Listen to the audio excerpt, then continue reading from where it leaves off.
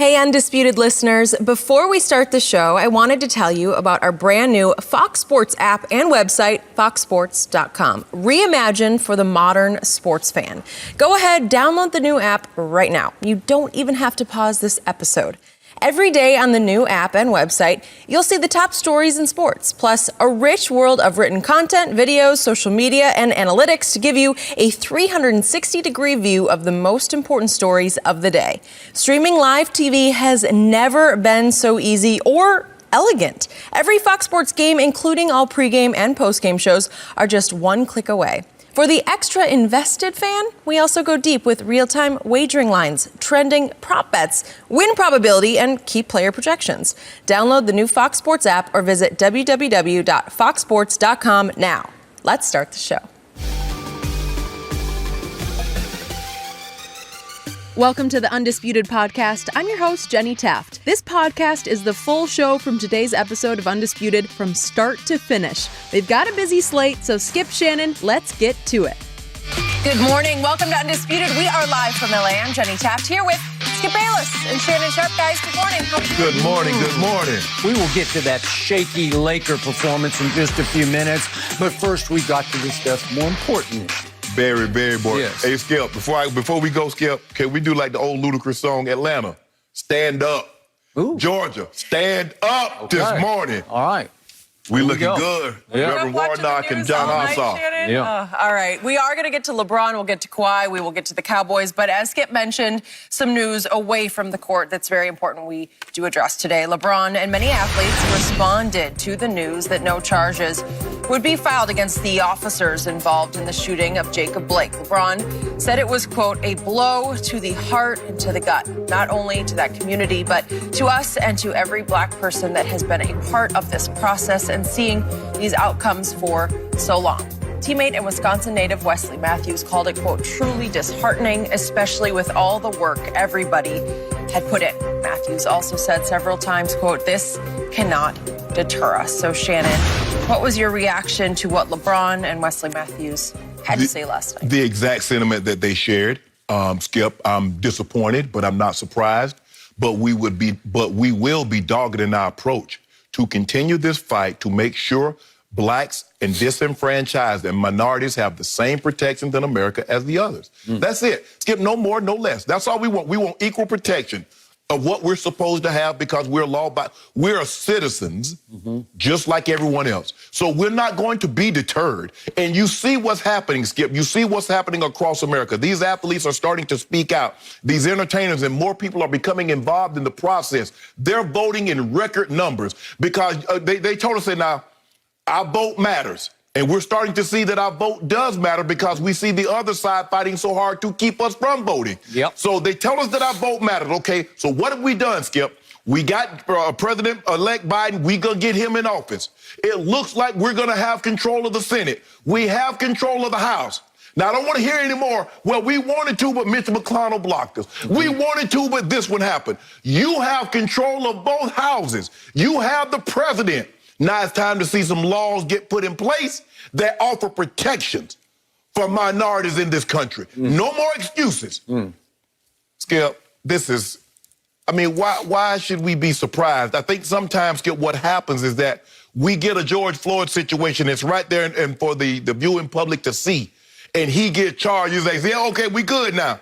But that's 1 in 100,000. What about the Tamir Rices? What about the ones that didn't? What about Breonna Taylor? So it's just so fun. And I'm reading this and I'm like, why am I not surprised by this? Black America, are we really surprised? We're disappointed, but we're not surprised because we knew the outcome was going to be this. He could have potentially had something where they're willing to ask and they'll reason and they'll be rational in their thought process. If it's someone of their race that looks like them, that talks like them, they're so rational. Calm down. Okay, let me talk. That's not how they do us. They shoot first, ask questions later, knowing with that qualified immunity. Now, Skip, it's not gonna be easy because you know how those police unions, they're strong and they have a protection. Unless he leaves a manifesto that says, yes, I'm going out and I'm going to shoot this and this, nothing's going to happen. And at some point in time, when you spend hundreds and hundreds of millions of dollars in settlements, shouldn't that say, you know what, we got to change something here? We're spending out hundreds of millions of dollars every year in these settlements. But as LeBron and Wesley Matthews so eloquently laid out, we're going to be undeterred in this. If you think we're going away, we're not. We're going to continue to turn out in droves. We're going to continue to vote, and we're going to continue to put people in place that says we want better for America. But why should we be surprised, Skip? This has been going on for 402 years now. And here's the thing, before I turn it over to you, Skip. Until America deals with this cancer, and the cancer is race. That's what it's always been. That's how America was founded. It's always been separate. You judge, you look at your skin, and that's why blacks were slaves, and the Native Americans, so it was always did that. So you can't go, I go to the doctor, Skip, and he tells me I have this debilitating disease and not cancer. And he says, Mr. Sharp, we're not going to treat you, we're not going to talk about it, and maybe it goes away. Because that's how America has done with race for 400 years. We're not going to talk about it. It'll just go away. And it's been festering, and it boiled over with the George Floyd. But change is going to come. Dr. King says it might not happen overnight. And it's gone on, it's gone on longer than what it should, Skip. But we're going to keep fighting, and we're going to get eventually, like he said, we're going to get to the mountaintop where we get treated fair. We get fair representation. But I'm so proud of what Georgia had done yesterday. I'm so disappointed in what happened in Wisconsin yesterday. While I was disappointed on one side, I was excited on the other. But President Biden, you don't know this, bro. Now, you said you made all these promises. He did. If you do this, we're going to get these $2,000 stimulus checks, and we're going to get $15 an hour minimum wage, and we're going to protect that. Okay. The first 100 days, let's see some of that happen. And not that bull jive that Tim Scott put before us that week. Legislation on police reform. We don't want any of that. Mitch McConnell, I don't want to hear nothing you got to say. Lindsey Graham, I want to hear nothing you got to say. I want action. We want action. We demand action. By the way, Dr. King said change is going to come like in 1965. Yeah. Right? Well, the march you're watching, I think, was in 63. Okay. Here we are. Here we are. Okay. So I agree with your conclusion. Last night was a lot of mixed emotions. Yesterday was a lot of mixed emotions. Some very positive, some extremely negative. Yes. But I'm just going to gauge and judge the reactions of these star players on both fronts, on the Jacob Blake front and then on the Kelly Loeffler front in your home state. Jacob Blake, reading LeBron's quotes, tweets, posts, Wesley Matthews, I sense the usual resignation, but it felt different this time. It didn't feel hopeless resignation. It felt a little more hopeful resignation, a little more resolve in the resignation, right? Right. Like, okay, here we go again. Is anybody surprised? Nobody's surprised. No. But I still felt some new bits and pieces of progress and hope where the viewpoint has changed to we still got this. Right. We've had a little bit and a little piece and a little bit and a little piece of progress here, and let's not give up the fight. Correct. And again, I always like what LeBron has to say about this, but Wesley Matthews, this one surprised me a little bit. I hadn't thought about him, but he is... He's from Wisconsin. His father played at the University of Wisconsin, then was a point guard, obviously the backup, on 2 Laker championship teams back in 87 and 88. And then, even though Wesley Jr. was born in San Antonio, he went to high school up in Madison, Wisconsin, where University of Wisconsin is based, obviously. And he was Mr. Basketball in the state of Wisconsin in 2005, then chose to go to Marquette instead of University of Wisconsin, but he was a star at Marquette, and then you know the rest of the story. And last year, he winds up faithfully with the Bucs in Milwaukee. So he was part and parcel of a decision that got made, what was that night, August 26th in the bubble, when the Bucs sort of broke ranks, as you recall, shocked to LeBron and to everybody. Shocked everybody because no one knew. Yeah, no one knew, and they decided minutes before a tip-off of a bubble playoff game, no. We good. We're not going to go out there. We're not going to play. Right. And left the Orlando Magic just standing out in the arena by themselves like, really? Mm-hmm. No game? No game. So he was in the middle of that. And obviously that domino effect that night had national, it might have international impact. Yes. Okay, so he knows what of he speaks, and he calls himself, obviously, a Wisconsinite. And I liked what he had to say about this can't deter us. It's what you just said. We can't lose our heads. We can't start rioting. We have to be calculated, and we have to continue to keep our foot on the pedal, to continue to push down on the gas. Because you've had some little, I'm not going to call them major breakthroughs, but some fairly significant small breakthroughs in the last, 6 months? Yes. And it has to continue. Right. Because you got paid off a little bit later in the night. We can get to all this in just a moment after we finish talking about the Jacob Blake decision. But you got paid off a little bit in the state of Georgia because that was a big deal That's to a you. huge deal. First of all, they've never had an African-American senator in the state of Georgia. Hadn't had a Democrat since 2000. Okay, so on Jacob Blake, I don't want to try to retry the case, but it was a tricky one. And yet, let's just quickly restate some of the facts that the DA brought up. He had a 2-hour presentation after this verdict or this decision came down. And he told reporters that it all started when they got a call from the mother of Jacob Blake's children that he was there trying to take her car and the children in her car. Right. And she was asking for them to come and help her. Right. And so on the way, they find that en route, the cops are told that there's a warrant out for his arrest for sexual assault. So when they get there, he is placing the kids in the back seat of her car. Correct. So obviously they have to try to arrest him immediately because there's a warrant out for his arrest. So I'm good with that part of it. So then he did resist. And according to another investigation done by a man named Noble Ray, who's a former police chief and a use of force expert who is a black man, and he carefully reviewed the investigation, he said that Blake did have this knife. It was a razor-like knife. It was a box cutter. I don't know what it was. Something like that, like a razor blade type knife. That he had in his hand during the struggle, and they used the stun gun on him 3 times, according to what they said yesterday, to no effect. Right. Who know? I don't know what was happening. And he had the knife. He dropped the knife during the struggle, and then he picked the knife back up. But then he's starting to go into the driver's side of the car. Right. And for reasons that escape me, the one officer in most question here grabbed the back of his shirt and pulled him back from the car. And didn't just shoot him 1 time, shot him 7 times. Correct. 7 times. Right.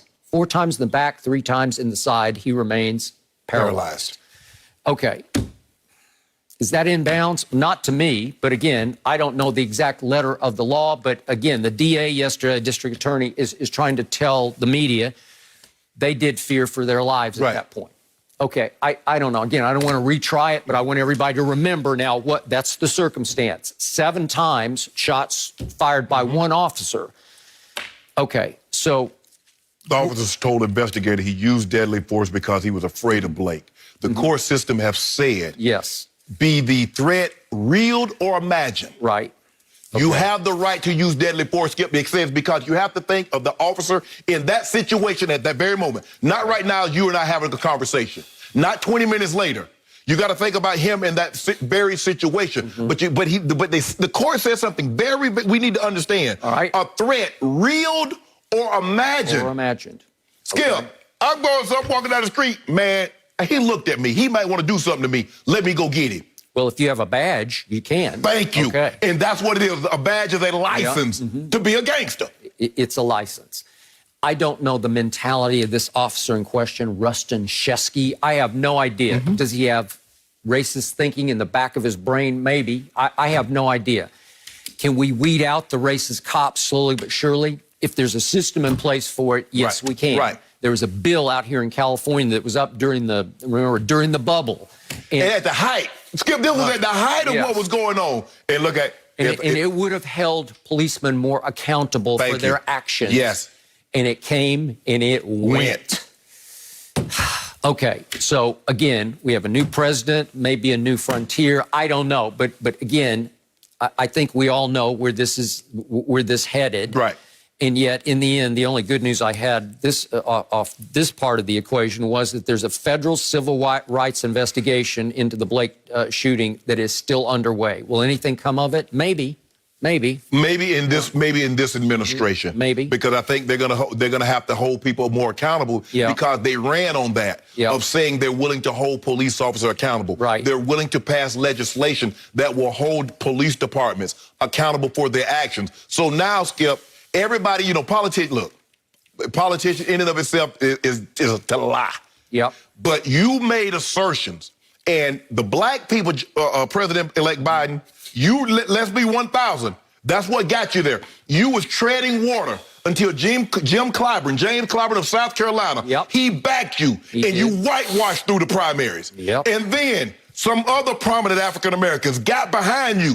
And Stacey Abrams, Skip, I know you probably don't know who she is, but she ran for governor. I mean, I've read a lot about her. Yep. And she ended up losing to Brian Kemp for the governorship. But she turned the state of Georgia blue. Whatever political office she wants in the Biden administration. She got a bunch of shout-outs last night from WNBA players via social media. Whatever she wants, Skip. If she wants to be secretary, whatever you want, Miss Abrams. Joe Biden, President-elect Joe Biden, hand it to her.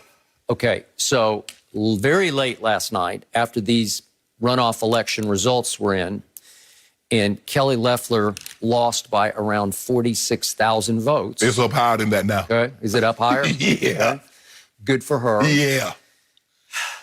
LeBron tweeted suggesting that he would like to form an ownership group to buy her stake in the team. She won't sell. I doubt she will, and there's no law or rule that could force her to sell unless she just shamed into selling. But clearly, since 2011, she has been a very silent partner in this, of sort of a 50, I think she's pretty close to 50-50. Right. Silent until she was appointed to a U.S. Senate position, and then she needed to win the runoff election. And some of the WNBA players said this came out of left field because she would have them over to their house, to her house, and she would talk. But then she got a position of power. Okay, and because of her political aspirations, she had to preach to her choir, to play to her crowd, which was the red side, the Republican side. And she condemned Black Lives Matter, but she was very careful to say that she condemned the politics of it, not the thought of, the premise of it, the principle of it. But whatever, she is completely the antithesis to everything her league, in which she owns a stake, stands for. Skip, everything. Everything. Okay.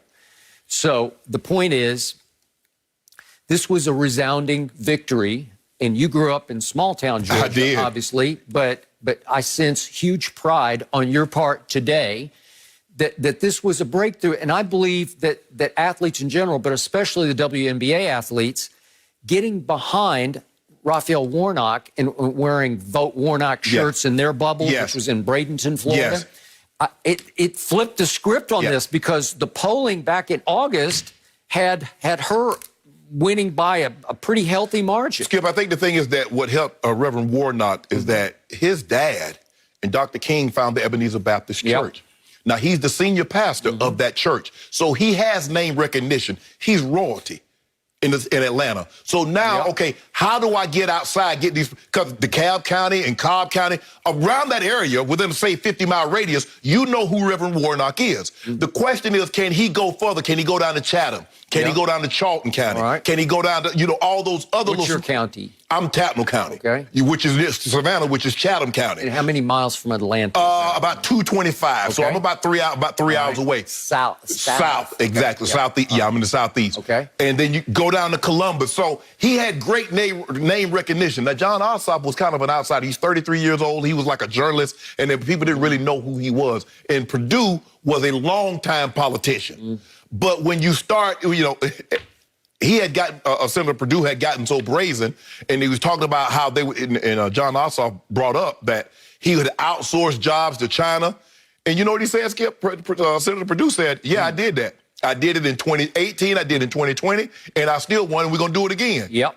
Really? I thought you were all about bringing jobs back to America. But you said you good with outsourcing them. Yep. So they had gotten so comfortable because LBJ said something in '68 when he signed the Civil Rights and all those Rights Act. He said, what I did today is I just cost the Democratic Party the South for the next 50 years. Because up until then, the South had primarily voted Democrats. Yep. And when he signed that legislation, Georgia, Mississippi, Tennessee, all those, they really never voted Democrat again. So he understood what he was doing, but he was on the right side of history. LBJ didn't always think like this. He didn't always have these feelings that blacks should get certain things, but he had a change of heart, and rightfully so, and I'm glad he did. But Georgia, I am so proud to be a Georgian. I'm so proud of what they've done to say, you know what? And from Killer Mike to T.I. to Luke Skip, the entertainers, they put their clout because they was out there with them. They was doing the fish fry. They was knocking on doors. They was using their their celebrity for a very worthy cause. And what we see now, from LeBron them getting these NBA arenas to open up its polling stations, the Skip blacks got a lot of voice. They got a lot of power. They got more. That's the mistake that you make, is that you don't realize how much power you have. But boy, they put that thing to use. They did.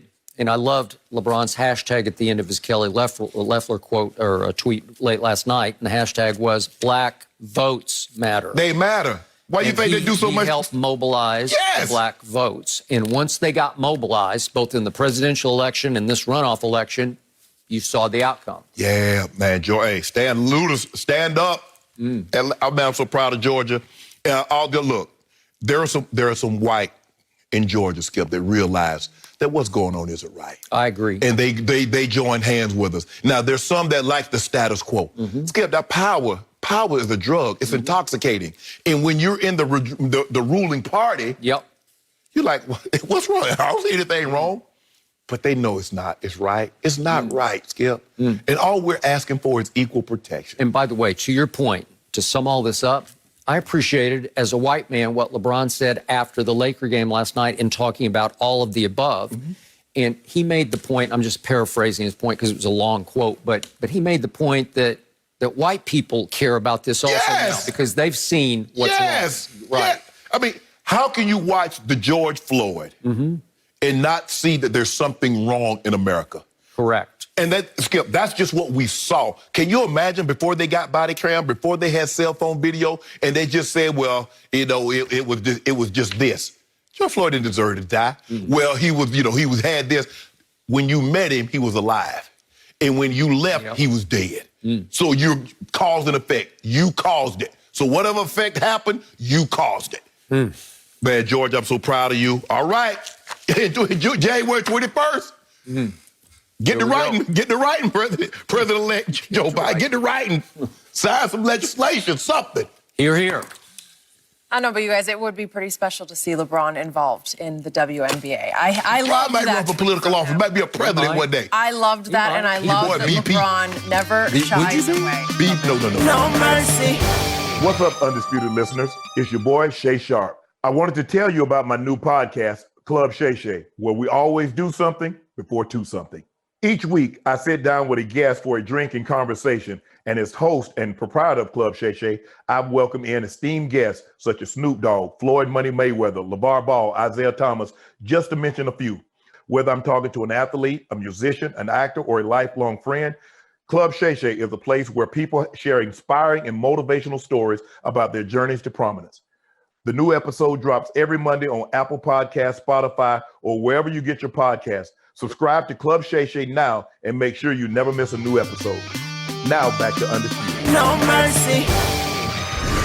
The Lakers were able to extend their winning streak by 4 by sneaking past the Grizzlies at 94-92 last night. LeBron and Anthony Davis each had 26 points on the night and combined for 17 in the fourth quarter. LeBron also went 4 of 5 shooting with 5 boards, 4 assists in the final quarter. And after the game, Frank Vogel said, quote, I have a lot of confidence in LeBron James in the fourth quarter. I don't really know any other way to say that. I trust him.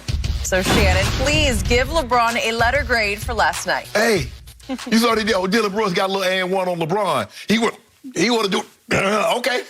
You hear what LeBron was doing with them Hakeem Olajuwon step back and do it out here. He too little. Y'all better get him up out me. He too little. Them Skip, that thing was going last night. Can I interest you? In LeBron's second half numbers? 21-7, rebounds, 5 assists. Yeah, he actually had a pretty good game in the second half. No. Skip, you know how we try to do this. We try to fill this thing out. We try to conserve, let AD, let the other guys get involved. He said, oh, okay, now it's my time. It's my time to shine. And what'd he do? Took it over. Skip, what'd he do? LeBron, they went on a 10-2 run, and about 3 minutes left in the game, LeBron scored an assist on 8 of the 10 points. Skippy, it's LeBron. What do you expect? Frank says, I trust him. Frank has been on the other end of what he saw last night. He know full well, being the head coach of Indiana, when LeBron was in Miami, he knows what GOAT James is capable of. So he's not surprised. I mean, we don't really want to do this early, but, sometimes it calls, even Superman had to save a cat out the tree. It wasn't always about Lex Luger or somebody trying to kill the city.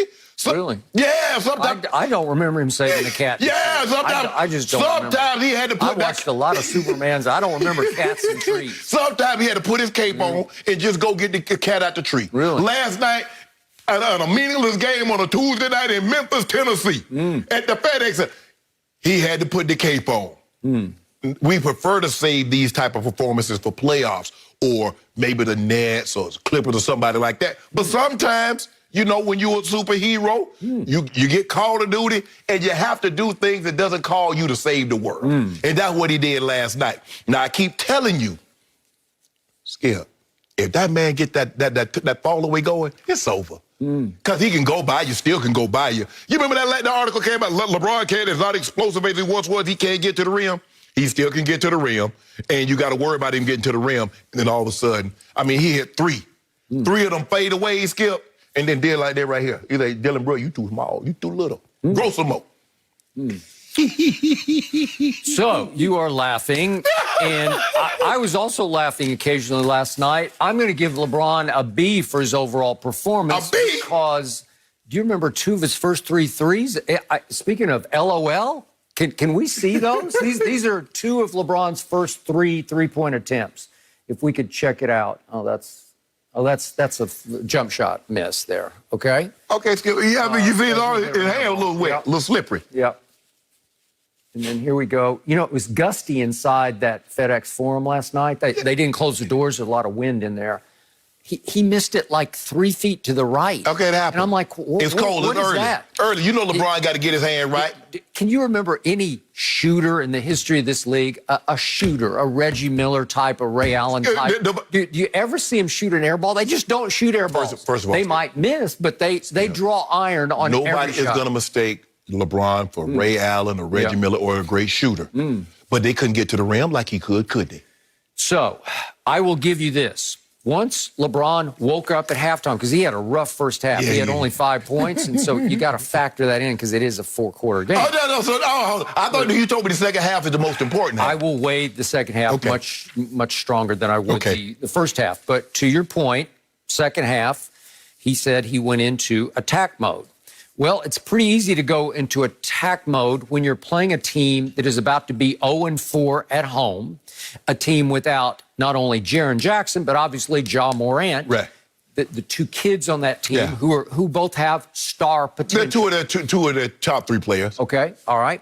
So neither could play last night, as we well know. So this is the rest of Memphis, a team bound to be 0-4 at home. And LeBron turned it on because he could turn it on, because nobody can guard him. They don't have anybody who can deal with him. No, nobody does. And, nobody does. No. We'll see about that, because there's this team in the basement at Staples. There you go. You remember what happened last year? You started boasting. Yeah, we'll see about that.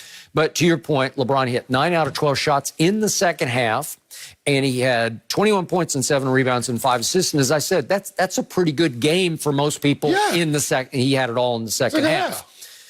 Okay, so now we get to the flashpoint moment. They're up 3 with 1 minute and 3 left, and he shoots your fadeaway that you talk about, and as he posted the other day on Instagram, like Mike. Don't go there. Blasphemy. Like Mike Jack in his prime. By lightnings. No, not Mike Jack. Mike. There's only one Mike in basketball. No, actually, there's not. Yeah, there's one in basketball, and his name is Michael Jordan. But if we could then see the rest of the shot, and it's a long fadeaway because you got to be a powerful man just to get the basketball that far to fade away. Oh, you whip for that? You whip for that? Yeah, okay. So it's a long fadeaway, and he ripped it, and he goes back up the floor. And then I'm saying, wait a second, what are you doing? They do little. First, at first glance, I thought, did you hurt your shoulder somehow shooting that shot? No, he's putting hand down to the floor like you are too little. Yeah, you're too little. You're too little. You're talking about Dylan Brooks. Yeah. Who cares about Dylan Brooks? Is it Kawhi Leonard? Is it even Paul George? We do it here. No. And by the way, somebody is too little on a fadeaway. Everybody's too little on a fadeaway. You're too little. Name somebody. Name the tallest player in basketball. You know, Kareem Abdul-Jabbar and Shaq would have been too little trying to guard that shot because you can't stop that shot because he creates so much space going away from you. So it's the opposite of overpowering and getting even with somebody. It's actually a coward's way out. Yeah, I'm not saying it's not a great way out because it's effective, but it's the opposite. Did he dunk on Dylan Brooks? But here's the thing. Did he take him to the hole and just bully him? No. Was it 85? I think it might have been 85 or 86. Michael Jordan dunked on John Stockton. And a fan said, how about you dunk on somebody your own size? He gets the ball a couple of possessions later. He dunks on 6'11" Melvin Turpin. They call him the trimmer. He looks at the fan. Is he big enough? Now, see, we could have bullied Dylan Brooks and got the ball and laid it up. But you're going to say, oh, you bully him. Why don't you shoot it? Because that's what you say. Okay, but do you think Michael Jordan ran up the floor after he dunked on Stockton and went, you're too little? No, but stop the fan, because Dylan... What are you talking about? Dylan Brooks was the one. He the one that get a couple of, got an and one and want to flex his muscle. Okay, all right, I got it. He's Dylan Brooks. Exactly. Come on, what are you doing? It's Memphis on a Tuesday night. Would Jordan have resorted to this? It's literally beneath LeBron to go back up court doing that to the Memphis Grizzlies without Ja and JJ. Your boy, he lit up LeBradford Smith. You didn't say when he hit LeBradford Smith up for 34 at the half. But LeBradford Smith asked for it. Yeah, Dylan Brooks asked for it. Oh, come on. Did he ask for it? He asked for it. Okay, if he asked for it, go dunk on him. Go dunk on him. And the thing is that you know what he talking about. Hey, coach, let me have LeBron. Every time they played the Memphis Grizzlies, Dylan Brooks always wanted that assignment. Look here, man. Look, when I went to school, I wasn't trying to take all them hard classes. When we first got there as freshmen, I'm asking everybody, man, what's your major? Man, I'm a chemical engineer. I'm a this, I'm a that. Man, what you gonna major? I said criminal justice. Because I'm gonna get up out of here. Okay. And guess what? When I left, they were still taking them chemical engineers and those mechanical engineering classes. He always want that tough assignment so he can say, I locked up Brian. No, you didn't. You got your head bust again. Too little. He's 6'7". He's little. It's ridiculous. Little legs. If you want to do this, I got it. Yeah, I just took the baby to the cleaners, right? Remember what we did to Jaylen Brown? Oh, no, that step back on Jaylen Brown? Okay, that's fine. Dunk on somebody. Show them up. That doesn't show anybody up. We dunked on Nurkic. You're running away from them. Hold on. We dunked on Nurkic. We dunked on Bielitsa. We done dunked on Sobers. You know we dunk on everybody. Tiago Splitter. Yeah, and then you talk about he can't out-jump me. That is true. Tiago Splitter. So you failed to mention in your A grade that you gave LeBron what happened in the last 31 seconds of this game, because would you believe the Lakers were up 9 with 31 seconds left and almost faced disaster? Can you tell the people at home? LeBron was out of the game? Huh. Yeah, that LeBron was out of the game. No, he wasn't, because he had a big turnover with 11 seconds left. Skip. He was in the game. We was up by 5 points? Okay, and LeBron... it went all the way down to 2 points. It was a 2-point game, and LeBron actually threw in the ball on an inbounds pass at the very end of the game, and speaking of, Dylan Brooks intercepted it but fell out of bounds, and there wasn't enough time anyway. But it was almost 2 turnovers in the last 31 seconds, and it got pretty hairy and scary for the Lakers. Did we actually think he was going to be able to, we're going to throw the ball? That's why he threw it across court. That's why we called a timeout to get the ball up, so that way we didn't have to worry about them stealing and heaving a shot. Did you actually think he could intercept the ball, set his feet, and throw it 90 feet and make a shot? I did not. Neither did Bron. So, speaking of some Tuesday night in Memphis, my question was last night was, why didn't LeBron take a night off? Because it just it cried for We played rest. basketball. You're in year 18. So? You just turned 36 years of age, And? which in NBA dog years makes you like 45. Yeah, right? no, actually, LeBron had skipped. I remember the world was falling when LeBron was in Cleveland. He was taking nights off. Oh, Michael Jordan would have never took off. And you listed 9 times Michael Jordan played all 82. Okay, one now time he he's played. in year 18. My guy did, won't play. Did Mike play 18 years? He couldn't. Nope. He couldn't. Did not. Okay, so what did LeBron say on the shop just before the season started? Oh, I'm going to be cherry picking a lot of games. Yeah. And what did Danny Green say on a podcast maybe a week or so before the season started? Danny Green said, oh, I look for LeBron to be hit and miss all through the first month, but take half the games off. Skip. Really? If you notice, he's taking 0 games off. No, but see, you misunderstood what he said. If you look at LeBron during the first half, what he doing? LeBron out there like, oh, okay, if I can get me a layup, if I can hit me a little easy shot, I'm good. LeBron ain't exerting no energy. Is he running up and down the floor? No. Yep. Is there wear and tear on those knees? Ain't no wear and tear on us. Okay. Ain't no Skip, we're good. I don't know. He played 34 minutes last night. That's a lot. Anthony Davis played 20 more seconds last night than LeBron did. Hold on, time out. Time out. Think about this, Skip. Only Schroeder played more than those two played. LeBron James is playing a career low 32 minutes a game. Now, last year, he played a career low 34 minutes a game. So, Skip, I just want people to understand, LeBron James isn't a role player. LeBron James is still the de facto boss of the NBA. He's the best player. So, he should play minutes. So, if he's a role player, you want him to play 15, 20 minutes, there might come a time and he has to do that. We kicked around this topic numerous times before the year started, and you suggested often on this show that you did expect him to lay a little low through the first month or so because you said it's way too soon to pick back up after they had the run very through the too bubble. soon. Okay. But LeBron knows his body better than I do. Okay. So what did I tell you again and again before the season started? He will miss no games. He will still play the same minutes. He hit his average from last year, last night, 34 minutes. Yep. Because he needs the statistics. His only case that he'll ever be able to make against Michael Jordan is in longevity stats. Oh, we've been past you got to longevity pile stats. them up. And the only way to pile up longevity stats that could impress at least the blind witnesses more than they impress everybody. Jordanites. Skip, I mean, how can you not have 5, 6 championships with 5, 6 finals MVPs, the all-time leading scorer, 10,000 points, 10,000 rebounds, 10,000 assists? How can you not be impressed? So he needs to pass Kareem Abdul-Jabbar for the greatest scorer in the history of this game. And he's got a shot, but he needs to play basketball. He needs to play every game for 34 minutes. And he even played a Tuesday night at Memphis against a team that hadn't won a home game without Ja, without JJ. And all of a sudden, he puts up 26 more points, and he had 11 more rebounds. These all add up. Can I ask you a question, Skip? You think Jeannie Buss and the Lakers, they play those players for a Tuesday night game in Memphis? Hey. They get paid, right? So get your butt out there and play. Oh, well, come on. That's what we do. We play. You think Jeannie would have docked his salary if he'd said, I need a night off? Heck no. Bron don't need no night off. Yeah. Okay. LeBron- Well, you told me he would take nights off, told and him he's taken no nights off. He's played every game. LeBron is that janitor at the school, Skip, that for 30 years, he there every day. That's that man right there. He the guy there Skip, I had a teacher that they missed, but she was taught for 40 years and came every single day. That's him. Really? Yep. So you just compared LeBron James to a janitor. The guy that come got to do the dirty work. If it ain't a glamorous job. I mean, playing Memphis on a Tuesday night. I mean, now maybe he could have went to Charlie Veros and got some old dry rib things swinging. Maybe got some barbecue. Maybe that's why he wanted to play.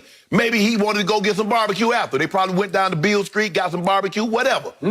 Maybe he's like the janitor in Queen's Gambit. Did you see Queen's Gambit? I just haven't. Jenny saw it, So right? good.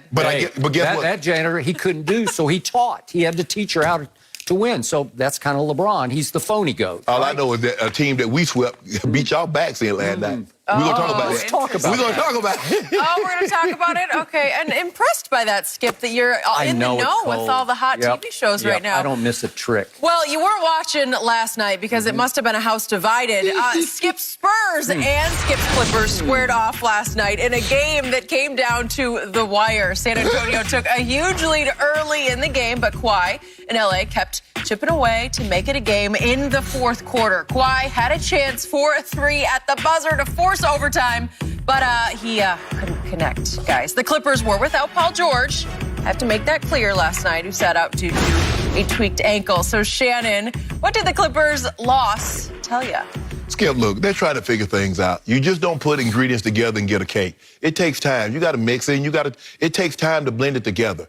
And it seems like as soon as they start to build some chemistry, Kawhi goes out for a few games. Kawhi comes back. Now Paul George is out. And I think that had a lot to do with it last year because at the start of the season, training camp, Paul George was hurt. So as soon as he came back, Kawhi started a little managing. And so they were really never able to build chemistry.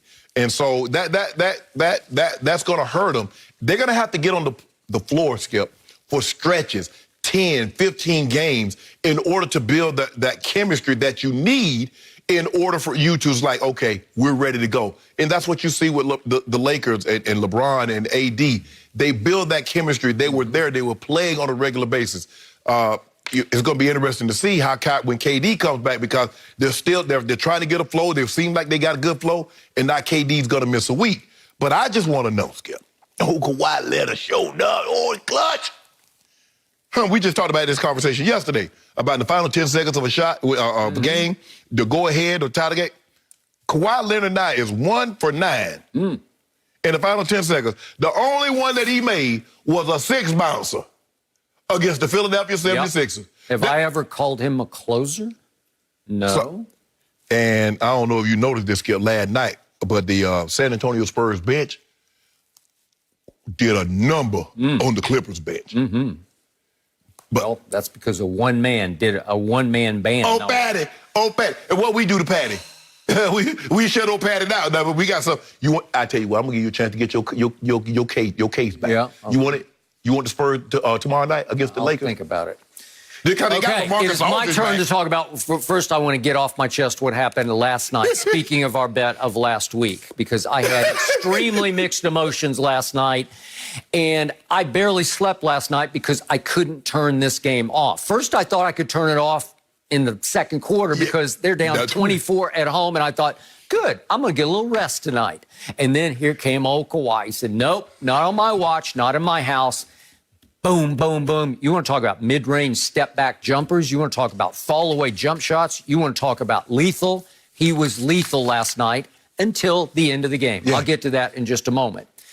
Who played last night for the San Antonio Spurs, who played neither of the games last week in San Antonio, that you snookered me on, and you said, I'll bet you that the Lakers win both games. I don't know if you had inside information. No.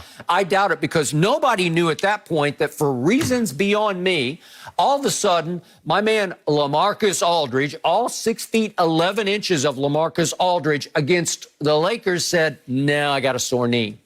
You had just played on Sunday night, and you can't play in either game? No, I got a sore knee. You got a sore knee? You got a sore knee? Yeah. Why? It feels like my man Pop handed a little bouquet to LeBron in year 18. I'm going to give you a little break here. Yeah. I'm not going to play my big man against your team that is soft in the middle with Marc Gasol. Pop loves Marc Gasol because he plays the right way. I got that. But you don't have Dwight, and you don't have JaVale, and you need another big man, and you need some terror in the middle of your lane, because no terror gets struck by Marc Gasol, the Glacier. Well, Marc Gasol keeps picking up 5 fouls, and he can only play like 10 minutes a night. Okay, I got it. So LaMarcus Aldridge would have done damage, especially in San Antonio, to Marc Gasol or whoever else was in the middle. AD. You know, okay, AD, he would have just schooled him. Because really, AD can't deal with LaMarcus. When LaMarcus is cooking, he is a beast in the lane. LaMarcus has cooked 1 year in San Antonio. LaMarcus hadn't cooked like he cooked in Portland in a very long time. Well, he came back last night and cooked my... Skip the man had 16 to 14 points. What you mean cooking? He played 25 minutes, but he had 14 and 6, and he made 6 out of 16 shots, but at least he contributed. He didn't contribute one bounce against your Lakers in either game, and I still can't figure it out. And then he comes back to play against the Clippers. Well, you're going to have him on Thursday, so bet the case. You got him on Thursday. I'll think about it. I'll think about it. So the next thing that happens is there's no Paul George. And this team falls behind by 24 at home. And remember, they had lost to Dallas by 51 points, and it sounded like they were going to get Texas two-stepped right on their heads. And I was highly respectful of. I was actually in awe of the resolve of this team. You could just see them. They said, no, not this time. And here they came, and they roared back into this game, led by Kawhi Leonard. But it's hard to overcome. One of my all-time favorite players, mixed emotions again, Patty Mills was out of his gourd last night. He made 8 threes in 12 attempts. 8, that's his career high, and he is a really good three-point shooter. He is deadly. He's streaky, those, because that's his thing, though. He get hot, and he hit 4 or 5 of them when you're quick. So in the first game last week against your Lakers, he took 5 and he made 2. Not bad. And in the second game, a close game, went down to the wire. LeBron got away with an offensive foul. Now, there you go. But Patty Mills took 4 and made 2. So he made 2 and 2 threes in those games. And all of a sudden, he goes to the Clippers and makes 8. How do you overcome a team that goes 20 of 40 from 3? What do you think's going to happen? Bad things are going to happen. But you didn't have no problem with Patty Mills when he was lighting up the Lakers back in 2014. He was just lighting them up. Oh, was he? Yeah, exactly. Shot you right out of the gym. Yeah, you were loving that. By a record finals margin, you got blown off the floor. LeBron James lost a finals by a record finals point margin. You didn't question Danny Green. You didn't question Patty Mills raining threes like nobody had ever seen before. Yeah, name them all, the whole roster. Yeah, exactly. Bellinelli. And now all of a sudden, you got a problem with Patty Mills doing what Pop insisted. Well, why did he save his career high for a night at Clippers at Staples? I don't know. Skip, I mean, he's streaky. He can get hot like this. A lot of these guys can get, and plus, Skip, I think the thing is when you it's a quiet, I mean, you've been in a actual game, but it's almost like a quiet setting. We saw guys in the bubble. Look at some of the performances that we got in the bubble. So Patty's like, man, this thing nice and quiet. Ain't nobody yelling, ah! Okay, so it comes down to the wire last night. These Clippers stormed back. They got shots. Who do I always call the closer? Lou Williams. And my closer had a pretty open look from 3 with 16.5 seconds left to go up 1, if we could see it. He had a look, and he took the shot. For him, that's a pretty clean look, and he just didn't get it up over the front of the rim, okay? So here we go again. Lou Williams, this is the shot of the night. This is to maybe to win the game, at least to go up by 1. So, but they get the rebound, and it goes around the horn to Kawhi, and he dribbles down. He's got 2 men on him. No. Hold on, Skip. And guess what he did? Guess what he did? What did he do?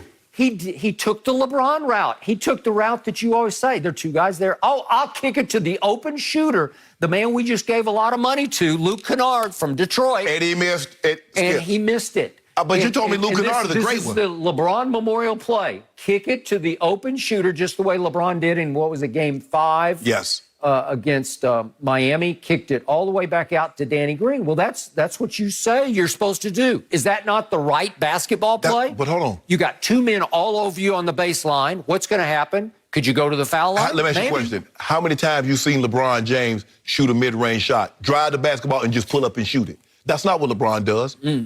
So that's what Kawhi does. You told, that mid-range was going. He had the mid-range going last night. Oh, if he got it going, because remember you told me that hot hand that LeBron had in Game 1 against the Warriors? He should have just risen up and shot just right over the top of Why not? Why not? You got a 6'3" man on. Those are 2 big guys. No, they're no big guys. Yeah. DeJounte Murray, that was DeJounte, and I don't know who else came out there. So don't do that, Skip. Your guy missed it. That's as simple as that. It's a make-or-miss league, and he missed. Kawhi Leonard had 10 assists last night. Is that good? That's pretty good, right? So he was going to LeBron. It's about time. He wanted to be an all-around player. He wanted to play the right way. It's about time. Yeah, way to go. Patty Mills made 1 of 2 free throws, so now you're down 3, and you got a 3 late to tie. And Kawhi said, okay, I got this. Let me just try to create something on DeRozan. And that's about as deep a wing three as you can shoot. He's almost out of bounds. And I liked the shot. It was right on line. It was just a touch long. But just a touch. I saw my guy hit one of those Just falling out of bounds in Washington. You remember that about 3 years ago? Yeah, and he backboarded it by accident. No, by accident. It was the luckiest shot I've ever seen, except for Kawhi Leonard in the playoffs. He knew the trajectory. He did not. It was the way he was calculating. Lucky backboard shot. You remember that movie Minority Report with Tom Cruise? Do I? When he was calculating all the numbers and, okay, this is where they're going to be. Oh, He's like, this is where I'm going to be. I'm going to check. I'm going to fall. Do you want me to show you the air balls that LeBron shot? No. Okay, I didn't think so. So, again, way to go, Kawhi. You had a good night. You put up your 30 and 10 assists. That'll work. You got him back in the game. No Paul George. Yeah, LaMarcus played. You got me. So we'll see what happens. You gonna get some more? You got me. Yeah, I'm going to sleep on it. Now we'll see what the spread is on this game. And Ain't no spread. No points. Yeah. We go straight. I'm sure this will be a 7 or 8 point No, game, right? this is gonna be. Yeah. You got LaMarcus Aldridge back, so we're gonna bet that thing straight up. Oh, are we? I think you owe me. You snookered me. That's how you get me. Oh, give me point. Oh, give me. You can give me 4 or 5. No more. I gotta keep. I gotta keep my. All right. No mercy. Hey, Undisputed listeners, it's Charlotte Wilder here to tell you about my new podcast with Mark Titus called the People Sports Podcast. It comes out every Thursday, and Mark and I take one of the big stories of the week, and then we go off on tangents you never saw coming. This might mean that we start talking about the Dodgers winning the World Series and end up wondering if Knicks fans deserve happiness. Or begin with LeBron's greatness and end up drafting our ultimate beer league softball team made up of old athletes. Whatever it is, the only rule of the show is that it has to be fun and funny, because these days we could all use as many laughs as we can get. So check it out wherever you get your podcasts and come down weird sports rabbit holes with us. We can't wait to have you. No mercy. Now that the Cowboys season has come to an end, Jerry Jones seems to have refocused his attention on getting Dak Prescott signed to a new deal. During his weekly radio interview, Jerry said of Dak, quote, "I don't know how you could have any more leverage. His evolving into an NFL quarterback has been nothing short of a perfect picture." Shannon, what's Jerry really saying here? Jerry doing all this talking, Skip. Jerry does this every time. It's funny. It is. Huh? But, Skip, I think also Jerry got an opportunity to see what Ben DiNucci and Cooper Rush and Gilbert. What another guy didn't another guy start? Garrett Gilbert, Andy Dalton. Look, Jerry's like, man, I might just have to, hey, Steven, and Jerry Jr., and Sean, I just might have to bite this bullet. Because, Skip, I think the thing is that what Jerry is seeing, the price that he wanted is not going to be there. So even in a year in which the cap is going to come down, the number for the quarterback is not going to come down. They say if you want to see what a person is really worth, let him hit the free agent market. And Jerry knows if Dak hits the free agent market, Skip, it's over. He'll lose a bidding war. And that's why you do everything you possibly can to prevent guys from hitting the market. Because if they hit the market, somebody's gonna be at a king's ransom for him, and it's gonna put you in a bind where you can't sign him. So for me, I've always thought Dak had the leverage for the simple fact, and now he has even more leverage because guess what? Where he was hoping they continue to lose and they'd be in the top 5 and he could get a quarterback. Now they're all the way, they might be 9, 10, or even 11. And the quarterbacks that you possibly thought they might could get one of is not going to be there when they're picking. So they're up against it. And Jerry knows, Skip, even if you franchise Dak at $38 million, Steven said last year you want to keep the quarterback around 14% of your cap. Well, if you give Dak $37.7, basically $38 million, that's 22% of your cap. That's 8% more than projections said you should give a quarterback. But you only got yourself to blame. You had years and years to get this done.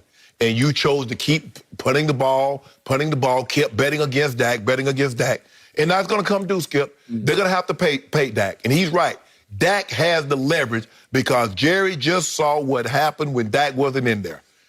They lost, and they looked bad in doing it. Okay, I interpreted these comments from Jerry Jones very, very differently than you did. I laughed and I laughed and I laughed at Jerry because this was vintage Jerry Jones. Of course.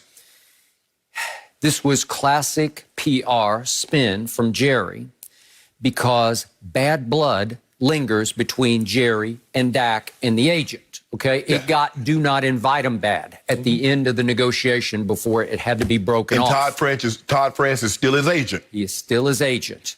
So to me, this was classic Jerry trying to mend the fence before he goes back to trying to rope the prize steer, who is Dak Prescott. And he is a prize steer. I got that. But I don't think Jerry believes that Dak has any more leverage than he had the first time around. And what made me laugh about this was he raves and raves about how valuable Dak is. I don't know how you could have any more leverage. His evolution as an NFL quarterback has been nothing short of a perfect picture. Really? I don't know about the perfect picture. That's why he said, I offered Dak all that money to begin with, all that money. So I don't know what the reports are, 35, The report said 34 and a half. I read 34 and a half is what they got to. I don't know what to believe because I've seen higher marks of that, higher speculation about how much was offered. But whatever, it's somewhere in the mid-30s. I believe that Dak and his agent wanted somewhere in the low 40s because they saw what was coming from both my homeboy and Deshaun. And they stood firm, and Jerry dug in, as he always does in most negotiations, except with stars. And this is the first star negotiation where he didn't cave in. He dug in. He said, no, that's too rich for even my blood. I've overpaid too many of my stars. I can't overpay my quarterback because that's the one you can't overcome. See Eagles, see Rams. Okay. So I laughed at this because he's basically saying, let's get back to the table with some good spirit here in this. Let's revive our good spirit in this negotiation, because he said the issue is how do you come together? And that's no stranger to me. I've been doing that my whole life. He's a deal maker. That's what he does for a living. He makes deals. And he would like to believe that he often gets the better of the deal. Of course. I'm not sure it's all about years. There's so much speculation. Dak wants 4, Jerry wants 5. But in the end, it's about dollars. That's what it's about. Okay, so let's talk about leverage, shall we? You can argue that because the cap is going to plunge, that Jerry can just say, hey, I don't have it right now. So don't tell me that's not leverage. I agree with your draft pick idea. That would have been real advantage Jerry Jones if you're up there in the top 3 and you got a chance, a shot at Justin Fields or whoever, or maybe even who knows what could happen. Okay, now let's talk about leverage. I'm going to be completely objective, and I need you to respond to this and tell me where I'm wrong or right on this. I see Dak having no leverage because he is, and this is just a fact. I've been his biggest fan. I was a huge fan of Dak Prescott when he played at Mississippi State. You can check the tapes on the other network. I raved about him at Mississippi State. That was my favorite team that year in college, as they rose all the way, briefly, to the top. They were #1 for about a week until they went to Tuscaloosa. Okay, I got it. Think about this. Dak Prescott, in his last 17 starts for the Dallas Cowboys, 6-11. Is that leverage? I don't think so. No. What happened to start the year? If they had not stolen the Atlanta game after being down 29-10 at halftime, Dak Prescott would have started off the year 0-4, and he would have fallen behind 17-3 at home to the Giants before he got hurt. Okay, help me out. So he was on his way to maybe being even 0-5 to start the year. Is that leverage? That's not leverage, but what you told me, Dak said was Skip. When I heard you talking, you said it was the defense. You said it was Rod Marinelli and Jason I Garrett. got it, but what do you always come back at me with?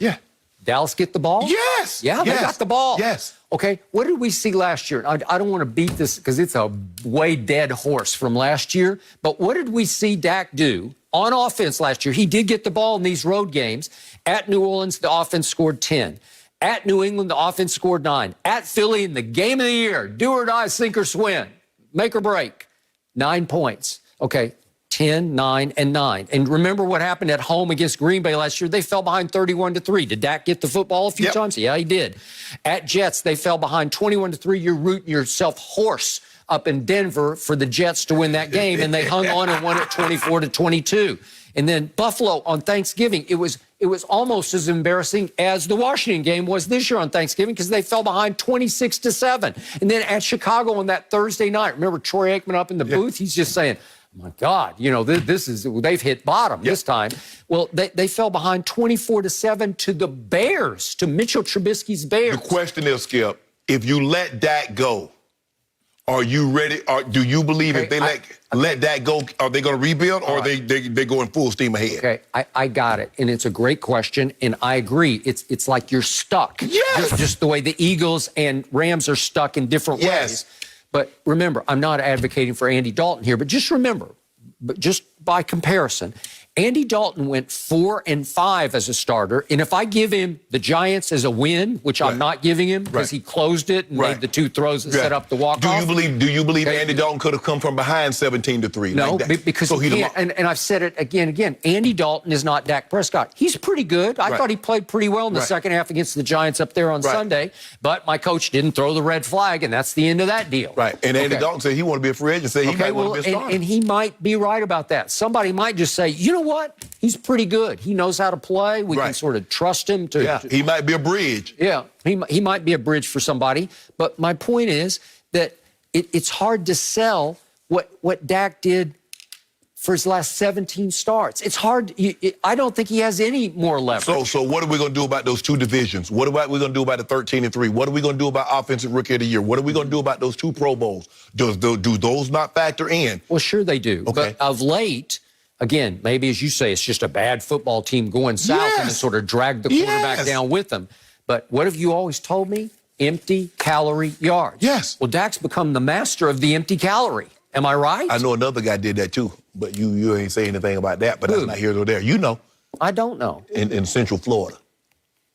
Central Florida? Yeah. Oh, you mean the GOAT? Yeah. Well, he is the GOAT. He the empty calorie king. And Pro Football Focus says he was the second best quarterback in pro football, and we're going to talk about that in just a few minutes here on this show. But anyway, Skip, I just think the thing is, although Jerry, we know Jerry says a lot of things and to get people attention and talk about it. Jerry doesn't believe that Dak has the leverage. But I do believe Dak has the leverage because Jerry, Skip, is the second year in a row they've missed the playoff now. Now, they look bad this year. Now, think about what's affecting Jerry is that networks are now flexing them out. Mm-hmm. See, you know, I agree. Jerry can deal with a lot of things, Skip, but Jerry likes being on TV.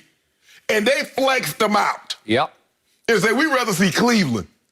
Cleveland and Giants? Over the Cowboys? I just think we're headed for a second tag. Yes, I agree. What is it, 38? $38 million. Okay, $38 million. It's a lot of money. Yes. What'd you say, 20-some% of the cap? 22%. 22% of the cap. I'm afraid that's where we're headed, and Jerry's going to sit back and say, show me. I need to see more. And how much was the so you're going to play 38 and 31 because they made 31 this year. Yep. That's $69 million. Now, if you franchise him again next year, that's $54 million. He's not going to do that. So that's 3 carry to 1. That's $123 million. Okay, well, what you could have done, what you could have done is go ahead and just fire the man and pay the man his money. Skip, what you do is you go to him early. That's what teams normally do. Say, look, I'm going to give you some security, but you got to work with me. What they try to do with Dak is that you need to give us a discount. What kind of discount are you? Hold on, you ain't even talking about the contract and you already talking about a discount? Well, he's still got a lot of national TV. That ain't got nothing to do with you. Huh? They ain't got nothing to do with you. What I do, hold on. If he were Josh Allen in Buffalo, would he have those? But he ain't in Buffalo, he in Dallas. And so like you said, that comes with a premium. Mm-hmm. So I need to get that, Skip. Yeah, you just want him to wreck my caps and wreck my Skip, all you had to do, instead of saying I'll give you $100,000 to $500,000 more than Jared Goff or Carson Wentz, who had 2 years left when Dak had none, say, Dak, we appreciate what you've done. We believe in you. We're going to give you $37 million. Dak says, okay, where do I sign? Okay. But y'all tried to penny pinch the man. Okay. That sounds good. Except Now I want 37. I think they drew the line at 40. I don't want 37 now. The price has just gone up again. Yeah, because I did what? I suffered a career-threatening injury. All I'm saying is, Skip, it just went up. You know what, Skip? Hey, here's the deal. If I own the store, I got a deal for you. Now, if you walk out the door, and even if you walk out this door and turn around and come right back in, the price just went up. You a new customer. Yeah, I'll do business. So Dak said, I'm a new customer now, Jerry. The deal that I had in place last year no longer exists. Cost you $2-3 million more. You got that? Maybe Jerry's looking sideways over there at old Matthew Stafford up in Detroit, Dallas product, and saying, wonder if he'd renegotiate with me and take a lot less to come here and... Oh, no. Oh, no. Matthew Skip. No. Matthew Stafford just built a big house. I think I ain't gonna tell you where the man live, but I think he just been a big old palatial place in Atlanta. Yeah. He had Matt Ryan. Did he? Did he in Atlanta? Yeah. I didn't know that. Yeah, he did. Yeah. From Highland Park. He don't want to be in Dallas. Yeah, he and Matt Ryan are really close. Yeah. They might be. They might Good be friends. Interesting. close Interesting. I it just dawned on me that now we're going to have months filled with Jerry Jones quotes and trying to decipher what he means and what he's trying to say. Jerry, I'm looking forward to it. Should be interesting. No mercy. Get ready for a super wildcard weekend. For the first time ever, it's 2 days of triple headers. Super wildcard weekend kicks off Saturday at 1 p.m. Eastern. It's going to be one wild card weekend, guys. Not doing anything. Lots to watch. Well, Washington will be facing off against the Bucs this weekend, but the status of Alex Smith is still in limbo. Smith has been battling a calf injury, and Ron Rivera said Washington might take a two-quarterback approach this weekend if needed against Tom Brady and Tampa. Shannon, is this a good idea or bad one? Skip, this is a terrible idea. And the mere fact that you're thinking about this lets you know Alex Smith is not. Skip, the man's on one leg. Let's be all the way. We're gonna be 100, Skip. That's what we do on the show. We keep it real. Alex Smith should not be out there. The Tampa Bay Buccaneers is the second highest blitz team in all of football. We saw the problems Alex Smith had Sunday night with the Eagles and a bunch of backups. Now, what do you think's gonna happen when Tampa knows you're wounded? Remember, pro sports is all about predatory behavior. You got a wounded quarterback, I'm coming to get him, Skip. And the mere fact is, if he can't protect himself, why the hell is he out there? It's not my job to protect him. If you have enough confidence and faith to put an injured player out there, it's my job to take advantage of it. And absolutely, I'm coming. I'm going to blitz him. I'm going to blitz him. I'm going to blitz him. And if you get a big play, guess what I'm going to do? I'm going to line up and say, go again. I'm going to get him out. It's as simple as that, Skip. I'm not going to do anything illegal. I'm not going to hit him low. I'm not going to hit him in his head, but I'm going to put his ass on the ground. And that's what Tampa's going to do. And Ron Rivera knows it. The mere fact that Skip, when you ever heard this? In a playoff game, we're thinking about possibly rotating quarterbacks. What? You've been a part of that. You remember when Coach Landry did that with Roger Staubach and Craig Morton. I was on a team when Dan Reeves did the exact same thing. Literally alternated them. He alternated them. Like they would bring the play in. Yes. Sean Moore and Tommy Maddox did that in 92 for 8 games. So I was there, so I know it does not work. And guess what our record was, Skip? 0-8. Was it really? It was 0-8. Yeah, it was. Shannon Sharp played for an 0-8 football team? I think we finished 8-8, but I think we went 0-8 because John had gotten hurt. And so those two guys were rotating. Well, how did you close 8-0? No. John, we were at one point in time, Skip, we were like maybe like 7, we had one like 7, we were 7-0, 7-1, something like that. But we lost, and we ended up. I see. It didn't start the year. Yeah, we were good. We were rolling. Okay, you were rolling. And then John got hurt. And then they went, Dan went to the quarterback system, and it didn't work out. Skip. And I said, it's very commendable. Alex Smith should be commended. When you have 17 surgeries and you almost lose your leg, you almost lose your life, and you come back, that should be commended. But Skip, do you think anybody from Tampa is thinking about that with Alex Smith back there, quarterback? They're thinking about, we win this game, we move on. We get one step closer to our goal. Skip, if I'm a hunter, if I'm out there hunting animals and I see an animal limping, guess what? He the easiest target. That's how you do in the Serengeti. The slow, the old, they get captured first. Well, Alex Smith, you're a quarterback, you're injured. They're coming. So, Ron Rivera, let me tell you, go ahead and put your back up in. And hopefully, you guys can make enough plays, your defense can turn it over, get a scoop and score a pick 6. But if you put Alex Smith out there, you're asking for trouble. So, number one, I am not going to allow you to poor mouth Alex Smith and the Washington football team to the point that you say, it should be a cakewalk for Tom Brady, because you don't want it to be a cakewalk. No, Skip, what I want and what it actually is. Skip, you saw the man Skip, you saw Sunday night with your own eyes. You saw that. I also heard what Ron Rivera said yesterday, and this was nothing but gamesmanship. Okay. All he's doing is trying to plant the seed of doubt in Todd Bowles' mind, the coordinator, obviously, for Tampa, that, I might throw the kid in there who can move around a little bit, a kid who had been out of football for almost 2 years until they signed him off the street on December the 8th. And he winds up playing against Carolina in a huge game for them. And he actually, I thought he played pretty well in the second half. Taylor Heineke did. Right. 12 of 19 for 137 yards, had a QBR of 48, which is about average. He was pretty good. Threw a touchdown pass, didn't throw an interception. But guess what, Skip? Carolina had no tape on him. Carolina didn't expect to see him. They expected to see Dwayne Haskins for the entirety of the game. But here's the thing, Skip. And by the way, he had played in the system before for Scott Turner and North Turner, Scott's his son, in Carolina. Okay, so he had a grasp of how to play. Okay. But the thing is, Skip, Tampa is not going to do anything it doesn't already do defensively. So they don't care who the quarterback is. Okay, who is the best blitzer by far, times 10 on Tampa's defense? It's Devin White. Yeah. And Devin White tested positive, and Devin White is not going to be allowed to play on Saturday night at Washington. Right. So you take away their best blitzer, and I agree with you. They come after you. Yes. Todd Bowles has always come after you. That's his That's MO. what they do.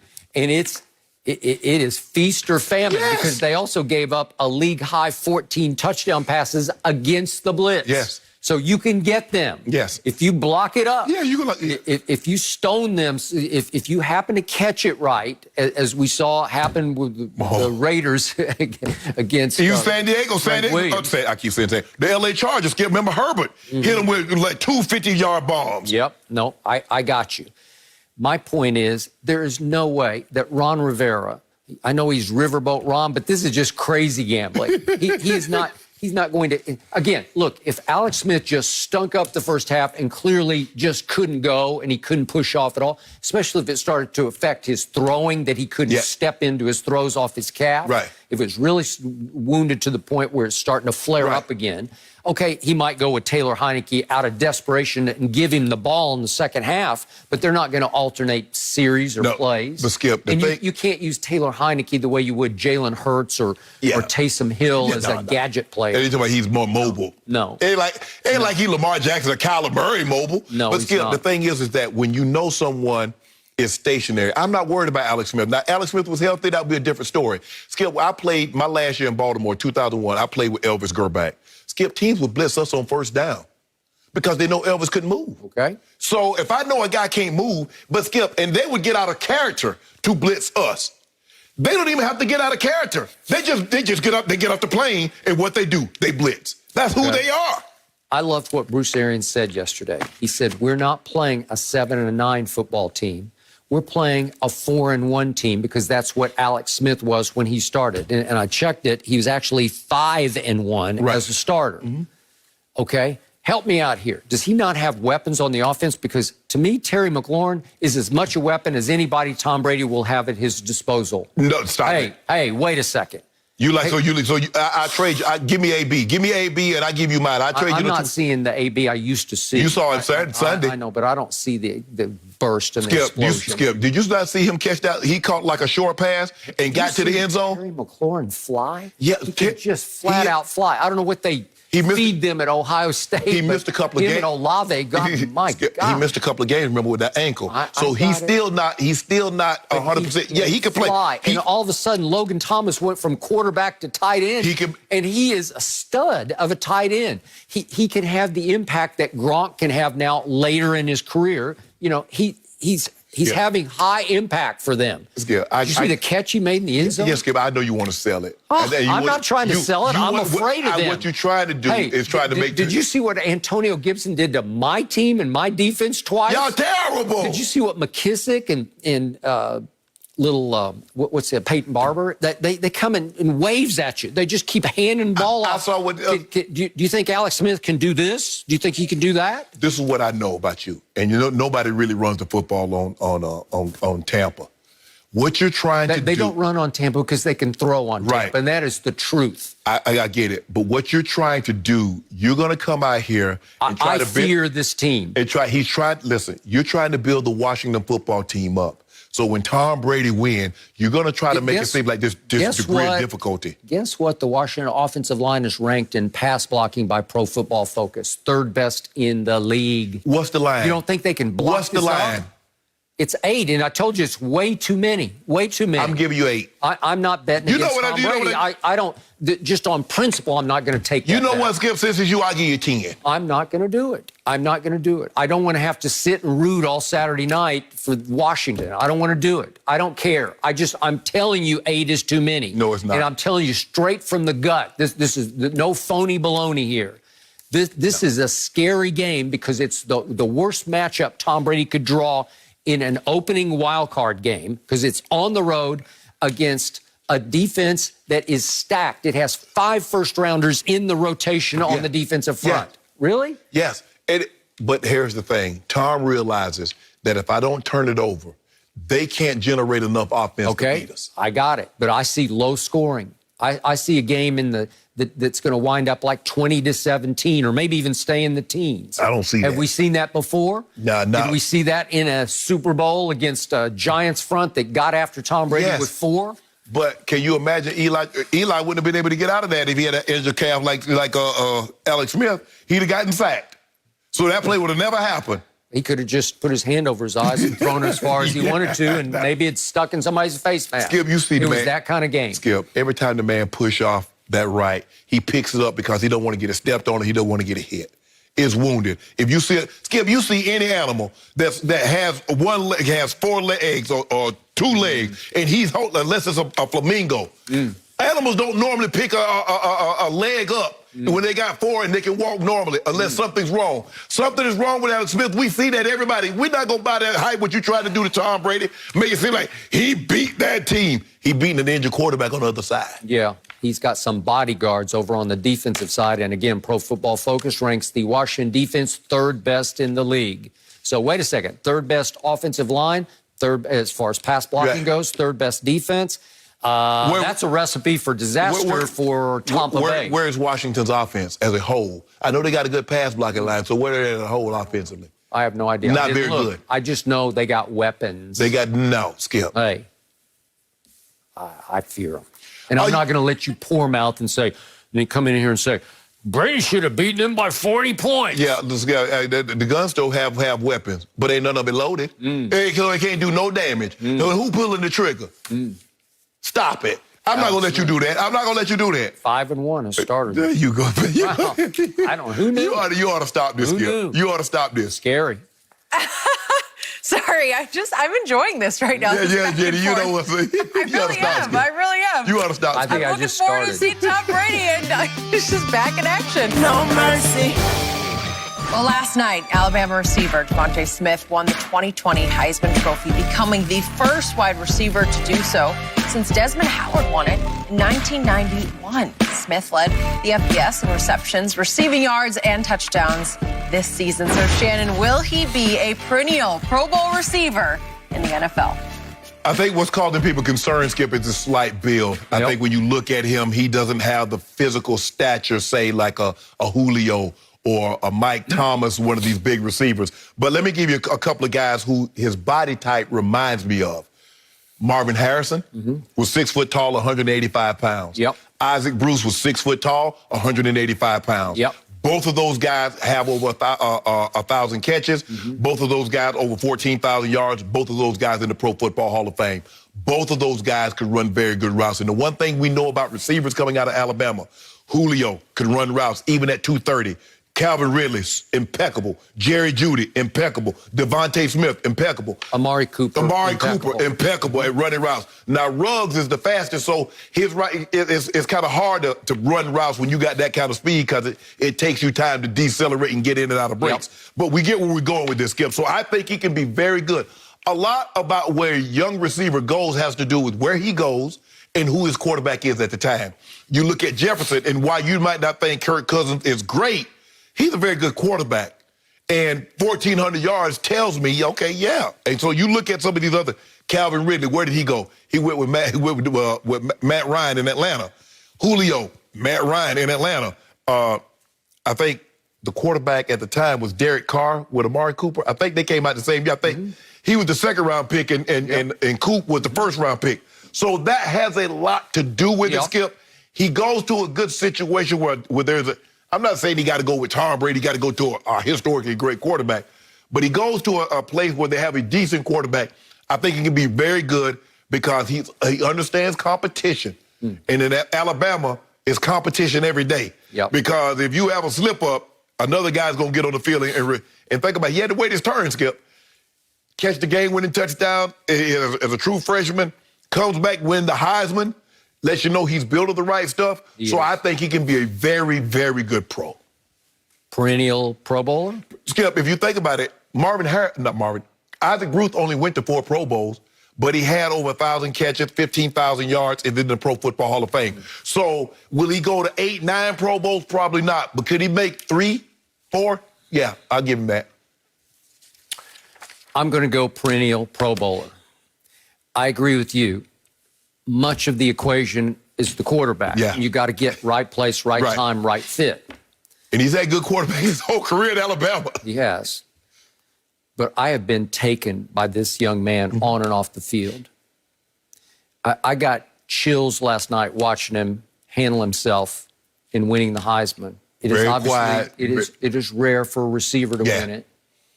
And when we talk about go-to receiver, clearly a number one receiver, usually they have to have some diva in them. Right. It just goes with the position. They're brash, they're outspoken. Yeah, they are. Not this young man. Amari Cooper out of the same mold. Maybe to a fault, because I sometimes wish Amari had a little more self-confidence. But do you think about it, Skip? Julio's like that. Julio's not brash. Amari is quiet. You look at all that Ridley doesn't do. Maybe that's the way that system. Maybe Coach Saban says, I'll take them, but I'm going to show them that they have to play my way or the highway. Yeah. Okay, so this young man came out of small town Louisiana as a really skinny freshman, 160-ish pounds. Yes. And he rose and shone on the biggest stage in college football, and he took over that team on and off the field. He became the unquestioned leader of that football team, and it's hard for a wideout to become the leader of a team. But you can tell they just gravitate to him, they watch him, they feed off him. He dominated games this year in ways it's rare to see a wide receiver. Especially when Waddle went out. Agreed. Once Waddle went out, he just said, I got this. Even against Notre Dame the other night, I was just in awe of his production. It's effortless, though. It's just like... It's easy speed. It is easy speed, and he catches the ball effortlessly, a la Jerry Rice. Yeah. Jerry Rice's problem was he caught everything so effortlessly that it never looked like he made a highlight reel catch because he made them all look easy. There is no one-handed catch like we see DeAndre Hopkins or Odell make everything. He just made everything look so easy, so you're just like, man, he ain't that good. Okay, so I got it. I've told you, I've docked Tua a little bit because he benefited from the track team of receivers. You can also dock this kid, and you can say, well, yeah, but he had Waddle for much of the year, and he had everybody else around. You know, they're surrounded. They might get Waddle back. They might for the game. They might. I think so. It sounds like it's headed that direction. But if you look at the production from this young man against Georgia, 11 for 167. Mississippi State was 11 for 203. Auburn, 7 for 171. LSU, 8 for 231. Florida, the biggest game of the year, 15 for 184, and then 7 for 130 against Notre Dame, and it felt like it was 14 for 260. And Skip, remember last year, even though they lost to LSU, he went over 200 yards. Listen, he's going to go in the top 5. He might go in the top 3, depending on what the fit is. Yes. But the point is, right now he's listed at 6'1", 175. He plays a lot stronger than his build. He looks strong to me. Yes. I don't see him getting out physical. No. I don't see him getting bullied by press coverage. I don't think you can press him. And that's the thing, Skip. Like I said, when you look at him, I mean, you look at him in his uniform and you look at him holding that trophy, you can tell he's a thin-built guy. Yeah. And like I said, I was in the league But you've seen wiry strong. Yeah. Like I said, I was in the league when Isaac Bruce played. I remember playing against Isaac, and he was tremendous at running routes. Could get off press. Marvin Harrison. Skip, look at his body is exactly what Marvin Harrison's body is. You look at Marvin Harrison, and that's what his body looks like. Yeah. Now Antonio Brown is a small man, but he's in a different package. He's shorter. He is more returnish And that's why he has that start-stop quickness. So I think he's going to be really good because normally Alabama receivers are really, really good. Yep.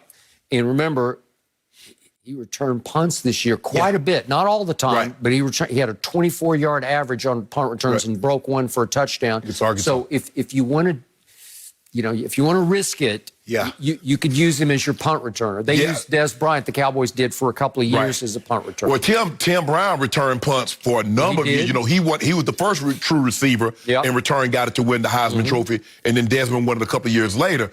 But Skip, when I look at this kid, I don't know if you want to, because even Tyreek, they got Tyreek from back there. It's just too dangerous. You're too valuable on the offensive side because those guys are coming out there, Skip. You get hit in the thigh, you get dinged, so it's really not worth it. But you're right, he could return punts. Now, I don't think that's going to be his long-term ambition to be running. He wants to be on the offensive side of football, but he's special. And for him to come back, because he might have been a low first-round pick last year. He would have been. I would agree. So comes from a strong family background. Yes. He's mature. He's humble. He's somebody a franchise can bet on for the long haul. I just think he's going to be money in somebody's bank. And you know what, Skip?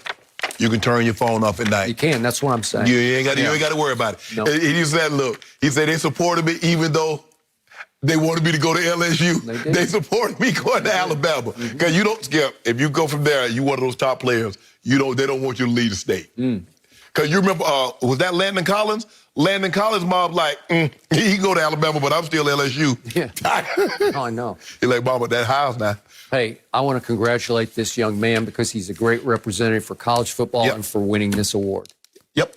But, I mean, can you think about it? Just a little over a decade ago, Alabama had no Heisman Trophy winners, and now they got 3 in the last 10, 11 years. Old St. Nick doing it. And guess who's going to have one next year? Back to the Oklahoma pipeline. Spencer Rattler, here he comes. This goes back to the Sooners for Skip. Did you guys see the handwritten note, too, going around social media from Smith to his teachers? He'd written out handwritten notes thanking his teachers for all the ways that they had helped him. I mean, that's the kind of guy he is.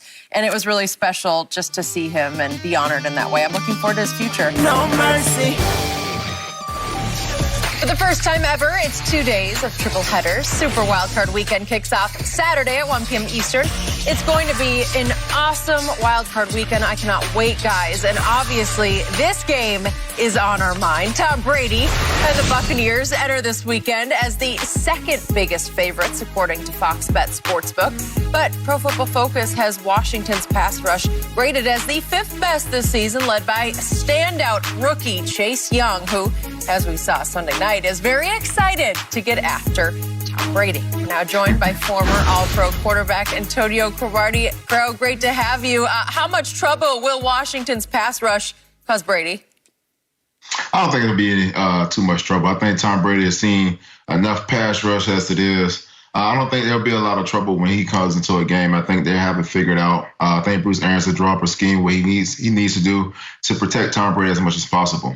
And it's all about Tom Brady getting the ball out of his hands, too. And I think you're going to see him getting the balls out of his hand a little quicker with short, intermediate passes because the secondary in Washington is not that great. So I can see, it's probably going to have, you're going to get pressures here and there, but I don't see them causing a big havoc to Tom Brady in this playoff game. I agree. I think they can cause some havoc, but unless they get pick sixes or scooping scores, I don't see them doing enough damage or, Washington being able to move the ball when they have the ball. Skip, that's my concern. Look, I understand that Washington defense, but at some point in time, you keep going, Crow, and you know this. Your offense keep putting you out there 3 and out, 3 and out, 3 and out. No matter how great your defense is, you will wear down, and then all of a sudden, the levee breaks, and then it's a flood. So my concerns is that Alex Smith being injured, not being able to protect himself to get away from Tampa. Because Tampa gets off the plane, they're coming. It's as simple as that. We don't have to get out of character to say, their quarterback might be injured. Let's do something out of character. No, they're in full costume. They're in their full role to do what they do, which is blitz, which is to bring pressure. So my concern, I'm not concerned about Washington defense because I believe they'll play well early. I would be shocked if they don't play well early. But after so many 3 and outs, you'll probably start to see them get worn down, and Tom starts to have his way. So can Washington's offense, Skip, can they can they get to 14 in the first half to at least scare Tampa? I don't see it. I don't see it without scooping scores, pick sixes. Don't see it. I don't see that. Don't see it. I mean, it just showed from last week when they played Philly. So I just don't see them being that explosive offense that can get the ball down the field. Yeah, they can cause a little havoc, but at the end of the day, how much havoc can you cause when you're going 3 and out on offense and the defense is going on 10, 15 play drives against a Tom Brady and those weapons that he has on the offense side of the ball? Wait just a second. Time out. I have had to sit over here this whole long year and hear both of you preach to me about Brady's got a kryptonite. Superman can be had. Yeah. With a 4-man rush. Yeah. What happened in the first Eli Super Bowl? The Giants were all over him all day long with a 4-man rush. What happened twice against the New Orleans Saints this year? They were all over him with a 4-man rush. With what a happened? healthy Drew Brees. Okay, what happened at Chicago? 4-man rush. All over him all night. Skip, you got to. And he was doing this. Yeah, but hold on. So how many points do you believe Washington can actually score? And by the way, what happened when the Rams went to Tampa Bay? 4-man rush. He had a hard time. But hold on. Okay, Did but- Jared Goff not put up points? Okay, but why would you preach this to me all year? And then both of you in the last few days have told me that Tom Brady's season was overrated. You say he can only play against bad teams. Yeah. Washington is a playoff Washington's team. a bad team. Thank you. It's a bad team? Yes, they came out of a bad 7-9. They came out of the bad They have division. 5 first-round picks in their 4-man rotation. Well, they should have won at least 11, 12 Five. Why games. did they got them? Why did they have them? Because they was trash. That's why they got all Okay, those but first they're round not draft trash anymore. Yes, with, they are. with Alex Smith as the Okay. starting quarterback, they went 5-1. Healthy Alex Smith. 5-1. Healthy Alex Well, Smith. is he Healthy. that unhealthy Man, right stop now? it, How Skip. do you know? Skip, you watched the game Friday night. Stop. You guys are trying No, to not set only me that, up for Robert this. Bear's already talking about running a 2-man quarterback system. So what does that tell you? Okay, is Chase Young not a Rookie of the Year candidate? Is Yes. he not Defensive Rookie of the Year? yes. Right? Yeah. Yeah, so Chase Young gonna win the game by himself? Maybe. Did Khalil Mack just about win the game by himself on that Thursday night at Chicago? Skip. Did Aaron Donald just about win the game by himself at Tampa Bay? Hakeem Hicks, Did they had they other pick guys. off They had passes? Robert Quinn. Skip, listen. I'm not saying that Washington defense can't and probably won't pose a problem to Tom early. But as Crow and I are saying, if you keep running them out there 3 and out, now what Tom is going to do, Skip, you remember when they played the Chargers a couple of years ago, they had Bosa and Ingram. And what did Tom do? Quick. And he warmed that. So now all of a sudden, 10, 12 play drives, and the Chargers are going 3 and out. The next thing you know, the game end up being what? 38, 40-something to 14. Okay, that was in Foxborough in January. Yeah. This is at Washington on Saturday night. Tom Brady hopes it's freezing. Tom Brady's used to playing in weather like this. You know what? He used to be. He still is. I'm not sure he is. I'm not sure that team is used to this. No, not the team, but he and Gronk are used to it, Skip. I mean, look, it's going to take a while now. Antonio Brown used to it too. Yeah, he likes Skip. There's no question because I just saw where he put his apartment in New York on the market. So he clearly done with the Northeast. I got it. He clearly done. Okay. He likes that warm bread. That sun hit differently. Okay, in January. and help me out here. Which secondary Saturday night on that field will be more torchable, Tampa Bay's or Washington's? Washington. It's Tampa's by a mile. They gave up to Tyreek 203 in the first quarter. Y'all ain't got no Tyreek. In the first quarter, you got a McLaurin who can fly. He can fly. I don't know why you're just dismissing him. Hold on, let me ask you a question. And you like Logan Thomas, the equivalent of Kelsey? No, he's not. Okay. But is he the equivalent of a late career Gronk right now? Yeah. He is. But Skip, the thing is, if Alex Smith was healthy, I would say, Skip, you know what? There's a chance. But Skip, he's not healthy. He's on one leg. Oh, you come know on. that. You guys are trying to set me up so you can come back in here on Monday, Tuesday, and say, what happened to the great Tom Brady? We told you he was overrated. No. We said the same thing about the Cowboys too now. Yeah. Well, No. What happened? enough of them. No, Skip, I just, like I said, if Alex Smith was healthy, Skip, there's a reason why Dwayne Haskins was starting. If Alex Smith was healthy, Dwayne Haskins would have never saw the field. Okay. do they not have weapons that he can do just what Brady does in reverse? He can just go bing, bing, bing. Can he throw it to McLaurin? Can he throw it to Logan Thomas? Skip, Can he hand it to Antonio Gibson and McKissick? Think about this, Skip. They scored 17 points against the Eagles after Doug Peterson had took no Alshon, no D-Jack, no Miles Sanders, offensive line. He started taking offensive line starters. No Fletcher Cox, no Barnett. So basically a stripped down team, and they got to 17. So what can Brady get to? 30? Oh, against this defense? Oh, yeah. Okay, so I give at least at the bare minimum getting to 24. Okay, if he gets him to 30 against this defense, then it's rated third best by Pro Football Focus. That will validate the fact that he was the second best quarterback in the game this year. No, it won't. Yes, it will. No, it won't. No, it won't. You guys both thought he was completely overrated. How can he get to 30 against this defense? Who said that he was completely overrated? We didn't say he was overrated. Yeah, you did. I gave him a B. I gave him a B. Yeah, and you said, what did he do against any team that mattered? Okay, what did he do? Okay. Did I lie? Okay, does this team, this is just Skip. meat on the bone? Let this sink in, Skip. The team is still Pro. Look at the division they came out. They're the best team in the worst division. Thank you. 7-9, Skip. They're 7-9. You can't dress that up. Okay, somebody has to make the playoffs in every division. That's a given. No matter how bad your record is, you can be 2-14. But if all the other teams go over, you win the division. There is no way Brady's getting to 30 points against this defense. Skip. There's no way. All he needs to get to 24. Hell, he might need to just get to 12. Well, hey, Skip, you're talking like Tampa don't have a great front four up there neither. On defense, you act like they can't get to the quarterback. And Mentor was a many-year starter in Arizona. That's why Bruce Arians brought him with him to Tampa. And they still have Levante David. They still have JPP, Shaq Barrett, Slew.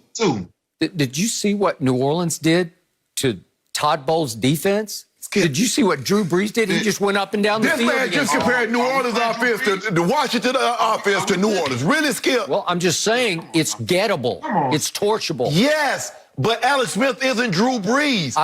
I've said it publicly. I completely overrated Tampa Bay's defense. I picked him to go get to the Super Bowl. Skip. And even Washington's defense isn't New Orleans' defense. It's because they don't have the back end. Jackrabbit and Lattimore. And that front four, hold on. New Orleans got a defense too, that front four. They got a defense. I think this front four is as good as New Orleans. No, sir. Yes, it is. No, sir. No, sir. With Hendrickson it can wreak and Cam Jordan and Rankins, absolutely not. Absolutely not. And then the back end? Yeah, you want to come in here and say, what happened to Tom Brady? You know what? Now, you know Jackrabbit. You know what Lattimore does. You know what Lattimore does both times. 100%. And you know Jackrabbit, hey. Okay. I just hope Brady gets a shot to go back to New Orleans. That's all I hope for. I hope so, too. The Tundra. Yeah. Tundra first. Oh, the Tundra. New Orleans second. The Tundra. Well, we already took care of Tundra down in Tampa Bay. No, but you got to go up there. We embarrassed him. We got to go up there. You got to go there. Yeah. And hold up. And the Saints embarrassed y'all twice. But you want to forget about that, huh? Well, not the first time. The second they embarrassed you both times. They got 5 picks off you. Yeah. So what are you guys saying? That Tampa Bay is going to win this game like, what, 30-0? 24-6. 24-6? 20 is only 24? What do you got, Crow? I got 27-13.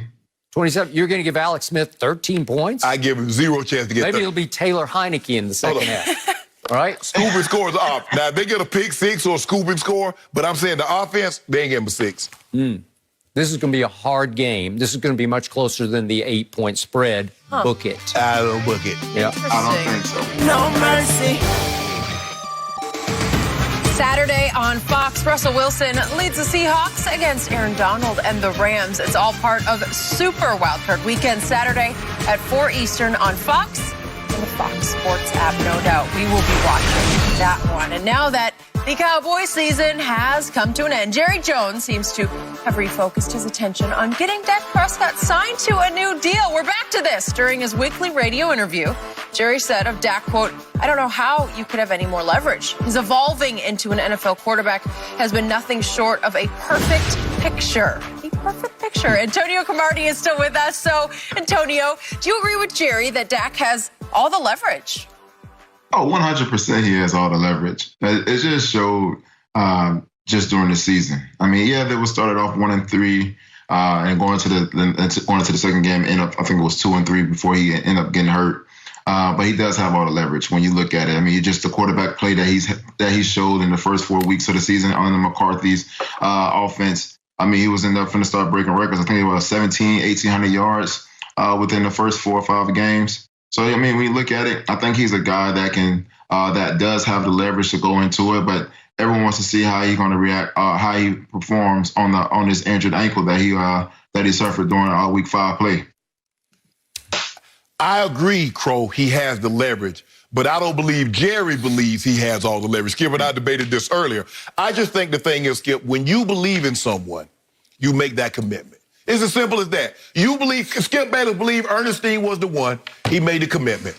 Matt believed Jenny was the one, he made the commitment. Jerry keep on talking, Jerry, you the one, but all he keep doing is buying flowers and promissory rings. Nah, he ain't put no real thing on it yet, Crow. So you keep talking. I hear what you're saying, Jerry. Normally what happens when ownerships or an organization believe a guy is the guy, it might come back to bite them, Skip, but what did they do? They make that long-term commitment. What did the Rams do? The Rams said, we believe Jared Goff is our guy. Long-term commitment. What the Eagles do? We believe Carson Wentz is our long-term guy. Now, what do you think Baltimore is going to do? What do you think the Buffalo Bills are going to do with Josh Allen? Do you think they're going to say, nah, we need to see a little bit more? Well, we need to see. What do you think is going to happen? They're going to give them their deals because they say, we believe this is our guy. We're willing to make that commitment.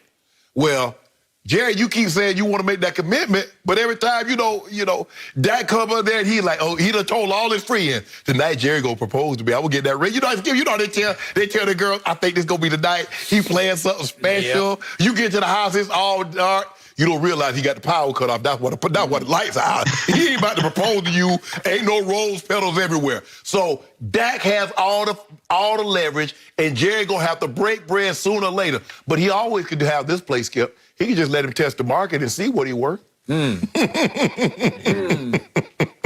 do you think he's worth? I think he's worth. I know what you think. I think he's worth about somewhere between $38.5 and $40 million. You think Dak Prescott's worth about 25 cents an hour. That's how you think he's the master of the empty calorie yards. Yeah, but Skip, that's hopelessly behind. Here he comes, right? No. Look, here's the truth of the matter. Dak Prescott, I completely disagree with Crow on this one. Dak has zero leverage. He has gained none. The reason being, the cap is about to take a pandemic plunge. You know it and I know it. It's coming. But my pay isn't. Okay, but Jerry can just say, hey, sorry, this is just the way life is right now. A lot of us have had to deal with that, yes. Right? Okay, yeah. So what have we seen lately? What have you done for me lately, Dak Prescott? As much as I love this guy, I have believed in him since Mississippi State. In his last 17 starts for my Dallas Cowboys, he is 6-11. And he started off this year, despite all that empty calorie yardage he was thrown for, if they had not come down and come back and pulled off a miraculous stealing of a football game at the end of the Atlanta game at home, a game they trailed 29-10 at halftime, Dak would have started this year 0-4. And in the fifth game against the New York Giants at Jerry World, Dak fell behind 17-3 and was in danger of, again, without the Atlanta win, he would have started the year 0-5. Obviously, he then got hurt. How do you sell that as leverage? How do you sell what happened last year in the last 13 games? I got to be honest. He was below average in the last 13 games.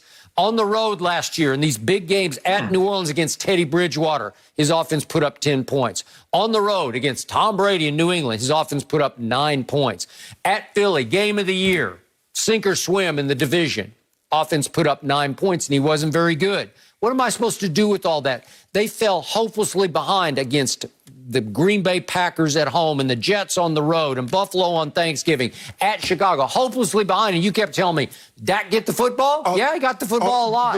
I thought you told me now, you talking about the last 17 games, but I thought coming into last year, Dak had the third best record for starting quarterback over a period of time behind Tom Brady. What have you done for me leverage lately? So hold on. So now all you want to do, so you just want to just look at the last 17 games. I know what Jerry said. He just sat back and said, I ain't seeing it. Okay. I can't plunge. Well, you know I what? plunged with Zeke, and I lost. I plunged with DeMarcus Lawrence, and I lost. Now you gotta do this. Jalen Smith, and I lost. Guess what? I'm not going to do it with my quarterback. Dak said, you know what, Jerry, you're right. And I don't want you to have to see that again. Won't you let me go and let somebody else see what they see in me? That's what you do, Skip? Yep. If they don't want you, what you do, you move on. You don't hold your head down and say, oh, Jerry, come on, Jerry. No, you don't beg. You just walk on to somebody, hey, Todd Friends out there shopping right now. You got to have another option. Hey, he got it. But Skip, Let him go. I got a quick question for you. Skip, how many points was Dallas putting up before Dak got hurt?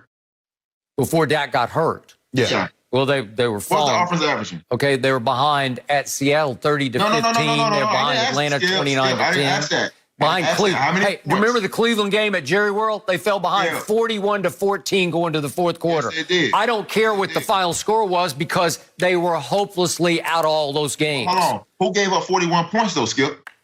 Okay, did Dallas have the ball? Oh, now he want to use Well, that's what the Hall of Famer keeps asking me. Did Dak have the football? Yeah, he had it a whole lot. Oh, he did, huh? Yeah, well, that's what they told me. All I'm going to say, who gave up 41 points? Who gave up all those points in the first 4 games? Yep, I got it. Okay. But Skip, here's the thing, and you know Dak is what? Dak is about to be 27, 28 years of age. 27. He's about to get into his prime. So I don't really know what options you had. You saw Ben DiNucci. You see Andy Dalton. You see Okay, Cooper but just Rush. real quick on Andy Dalton. I'm not saying he's better than Dak because he's not better than Dak. Right. But he went 4-5 as a starter this year, and if I give him the close of the Giants game, which he pulled out of the fire, he'd be 5-5. Let me ask you a question. If Andy Dalton had started the season, do you make the playoffs? Starting the season. If he had started your season, if Dak wasn't on the run, let's just say Dak got abducted by Martians. Aliens came and got Dak. Okay. And Andy Dalton got to start. Are you the division champs? No, we probably have the same outcome because Dak was pretty lousy to start off all those early games. I believe that had Dak stayed healthy, you win the division. That's if what he I stays healthy? Yes. I would agree with that because he's a little better than Andy Dalton. I don't think he's a lot better. A little. Andy Dalton? You just said a little better. Andy Dalton's made, what, 3 Pro Bowls? Hold on. What have you done for me lately? Yeah. What have you done for me lately? All I know is he got Joe Burrow selected #1 overall in Cincinnati. Okay, well, all I know is Andy Dalton won a whole bunch of football games for the Cincinnati That Bengals. was many, many 5 years ago. straight years, he averaged 10 wins a year. How many playoff games did he win? You know what? I actually thought in spurts, Andy Dalton played better than Dak did this year. He at least got him off to better starts than Dak was getting off. No, you did. You fall behind all the time, Skip. Not at Minnesota. You beat Minnesota. Then all of a sudden we got on a roll. Would Dak have gotten on a roll? Hold on, time out. Would You he got have to roll done against that? the 40. Hold on. Tell the people at home. At you got Cincinnati? Okay. You saw what happened to Pittsburgh at Cincinnati. I just saw Baltimore run for 400 yards on Cincinnati. Okay, Did you see go what ahead. San Francisco went and did to Arizona after we clocked them for 41 points? I just saw Seattle take an L. I'm not Seattle, but San Francisco. How many games did the 49ers win all year? Y'all beat them. saying. How many Cincinnati win? Well, Y'all would beat Dak have been that much better? I don't know. You ought to be ashamed of yourself. I'm not ashamed of myself. I'm just saying, what have you done for me lately? America, you hear that? You hear what he said? Yes. That Dak is just slightly better than Andy Dalton. Well, Andy Dalton's had a good run in his pro football. Yeah. Right? Okay, I'm not saying that Andy Dalton hadn't had a nice career, but I'm also not saying that he's only slightly less better than Dak Prescott. Well, are you impressed with these last 17 starts from Dak? I'm not impressed with anything the Cowboys do because y'all always do. You are the reason. Because you get them hyped. Oh, we're going to win a playoff game this year. We're going to win the division. And all the bookies and Pro Football Focus tell you how good a talent they got. And Jerry and Steven start talking about, I haven't seen talent like this since those Super Bowl years. And get everybody hyped. And there go those delusional fan bases. Oh, yeah, we're Cowboys. We them boys. And guess what? We home. Okay, to your question, if you gave me back my entire Pro Bowl offensive line from start to finish, if they were all healthy all the year, if Andy Dalton had played every game, they would have won the division easily behind that line. Well, get at the Dak. I went up with 2 undrafted free agents in my tackle. They got them playing up in Philly, too. No mercy. For the first time ever, it's 2 days of triple headers. Super Wildcard Weekend kicks off Saturday at 1 p.m. Eastern. It's going to be an awesome Wildcard Weekend. So many incredible quarterbacks on display. So let's talk about some QBs. Pro Football Focus released their end of the season quarterback grades, and MVP favorite Aaron Rodgers took the top spot. Right behind him was Tom Brady, thanks to being tied for second in big-time throw percentage, while also having the lowest percentage of turnover-worthy plays. Patrick Mahomes was tied with Brady for big-time throw percentage, but came in fourth overall. PFF said Mahomes had incredible, quote, turnover luck this season. So, Shannon, do they have a point? Yeah, the point is that I read Pro Football Focus yesterday, and they said Patrick Mahomes was number 1 in big-time throws, and Tom Brady was number 2. But that's neither here nor there. No, he does not. He's not the second best quarterback as far as grade. Mahomes had the edge in completion percentage, yards per attempt, QBR, and Tom Brady threw twice as many interceptions as Patrick Mahomes. Patrick Mahomes went 4-0 against playoff teams with 12 touchdowns, 0 interceptions on the road, which tied, if I'm not mistaken, who I got is old Kurt Warner, for the record, for most wins against playoff teams on the road. That's what Mahomes did. Now, let me tell you what your guy did, Tom Brady. Tom Brady went 1-5 against playoff teams. 10 touchdowns, 9 interceptions. So not only did he have fewer interceptions, he was 9 times the turnovers that Mahomes boy had. And if I'm not mistaken, Patrick Mahomes lost 1 game this season, so Patrick Mahomes was 14-1. What was your guy record? 11-5. 11-5. So let me get this right. One guy was 11-5, the other guy was 14-1. The other guy had a better completion percentage, yards per attempt. My guy was second in QBR. You love QBR. That's your Bible. That's the Bible. Skip, let me tell y'all something, people. Skip Bayless had 2 things by his bedside table, books. He got the Bible and he got the QBR rating. And that's what he got by his bed. So he believed in those things. The first thing he get up, let me see what QBR says. And now all of a sudden QBR doesn't matter. First of all, I got Patrick Mahomes. I got, obviously, Aaron Rodgers had better. Josh Allen. We going to pretend Josh, so we just going to pretend. So I get it, Skip. People don't really talk about Buffalo. You don't really, people don't like, man, where you going? Man, I'm going to Buffalo. Unless you go to Niagara Falls. I mean, you better stop in Buffalo. But people don't talk about, but Josh Allen was phenomenal this year. Also was Russell Wilson. Deshaun Watson, although his team was terrible, Deshaun Watson was exquisite in his play. So with that being said, ain't no way, ain't no how Tom Brady should have been the second graded quarterback in the NFL with those, even with the 40 touchdowns. And I give him, he was unbelievable. He played better than I thought, even though a lot of that came against some garbage team. But still wasn't better than my homeboy. You finished? Yep. My turn. This is the way Pro Football Focus grades quarterback. They go play by play by play. Each play, and they say big-time throw or turnover-worthy play. That's how they break it down, one or the other. Patrick Mahomes tied Tom Brady for second overall in big-time throws. They're throws of 20-plus yards down the field into tight windows. You can evaluate them however you want to evaluate. And in the end, these two tied second most to Aaron Rodgers. Aaron Rodgers had the year. He was number 1. Now we get to turnover-worthy plays. Tom Brady led the National Football League in fewest turnover-worthy plays. You can give me this team or that team, this opponent or that. I don't care. Turnover-worthy throws. Did you put the ball in harm's way? Tom, number 1. Patrick Mahomes, way down the line. It's done by percentage because he was lucky. They added up. He had incredible turnover luck because his turnover-worthy plays did not match up with his 6 interceptions. He should have had 15 interceptions because they kept dropping, a la Brett Favre, throws that hit them in the hands on defense. It's like they always said about Brett Favre. He's going to throw you a couple of games. You got to be ready to catch them. With Mahomes, it's going to come sidearm. It's going to come from behind his back, between his legs. You better be ready to catch it because he's going to put the ball in harm's way. That's the way he's built. That's what his coach wants him to do, is try the impossible. Yep. So let me get, you know what? I'm going to go to the bank. I'm going to say, I need a loan.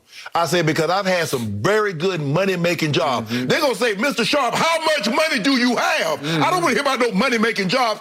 Did he or did he not turn the football over? It's a simple yes or no. That's all I want to know. 6 interceptions should have been 15. And they're grading the tape, and they're looking at each other saying, Boy, that's a terrible throw. I mean, think about it. Bad idea, bad execution. Your guy finished, you got away with it? They didn't catch it. The Tom Brady finished 6th in the league in interceptions.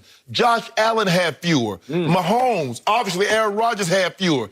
I've always Tannehill told had you, fewer. Tom Brady throws a really catchable football, and that can work both ways. I can't even believe you said that, offense Skip. or the defense. I can't even believe you said that, Skip. Yep. I'm surprised you didn't mention drops. Oh, his receivers drops the ball. They had their share of drops, but I'm not even going to go there. I'm just doing their ranking, the way they grade tape.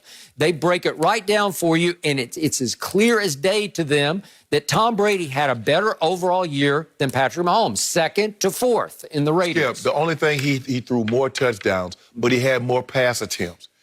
But the touchdown to interception ratio, the completion percentage, the yards per attempt, the QBR says big-time throws, said Patrick Mahomes.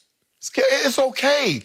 They come up with these things. Oh, turnover-worthy plays. At the end of the day, Skip, I might have plays. I want you to think about this. At age 43, this man threw the football farther in air distance than anybody in the league, and he had the fewest turnover-worthy plays of any quarterback in the league at age 43. That is special. So in other words, that is GOAT. In other words, he traveled the farthest and ain't went nowhere. Oh, they went to 11-5 and made the playoffs for the first time in 13 how's that better than 14-1? Huh? How's that better than 14-1? Well, who had the higher degree of difficulty? Starting over with the sucking ears? He to go! He to go! No mercy. But no, KD last night didn't phase the Nets one bit. Kyrie Irving had a team-high 29 points, and Brooklyn had no issues getting the 130-96 win over Utah. The win brings the Nets to 4-4 on the season after ending a 2-game skid. So, Shannon, what did this tell you about the Nets? This was a good win. They needed this one, Skip, because they had lost 4 of their last 5 meetings, and a lot of those with KD. So, Skip, they needed this. Kyrie needed the bounce-back game, considering. Look, I'm not worried about Kyrie. Kyrie is exemplary. But Jared Allen, they inserted him into the starting lineup, and he was a monster.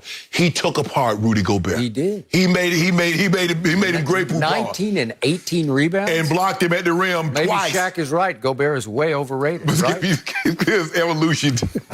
You know, guys just make more money now, just like Shaq made more money than Russell and Chamberlain and Jabbar. It happens. And I thought you were going to try to make the case that this team's better without Kevin Durant. No. Stop. What they showed last night is just how dominant they will be with Kevin Durant as they figure him out and themselves out.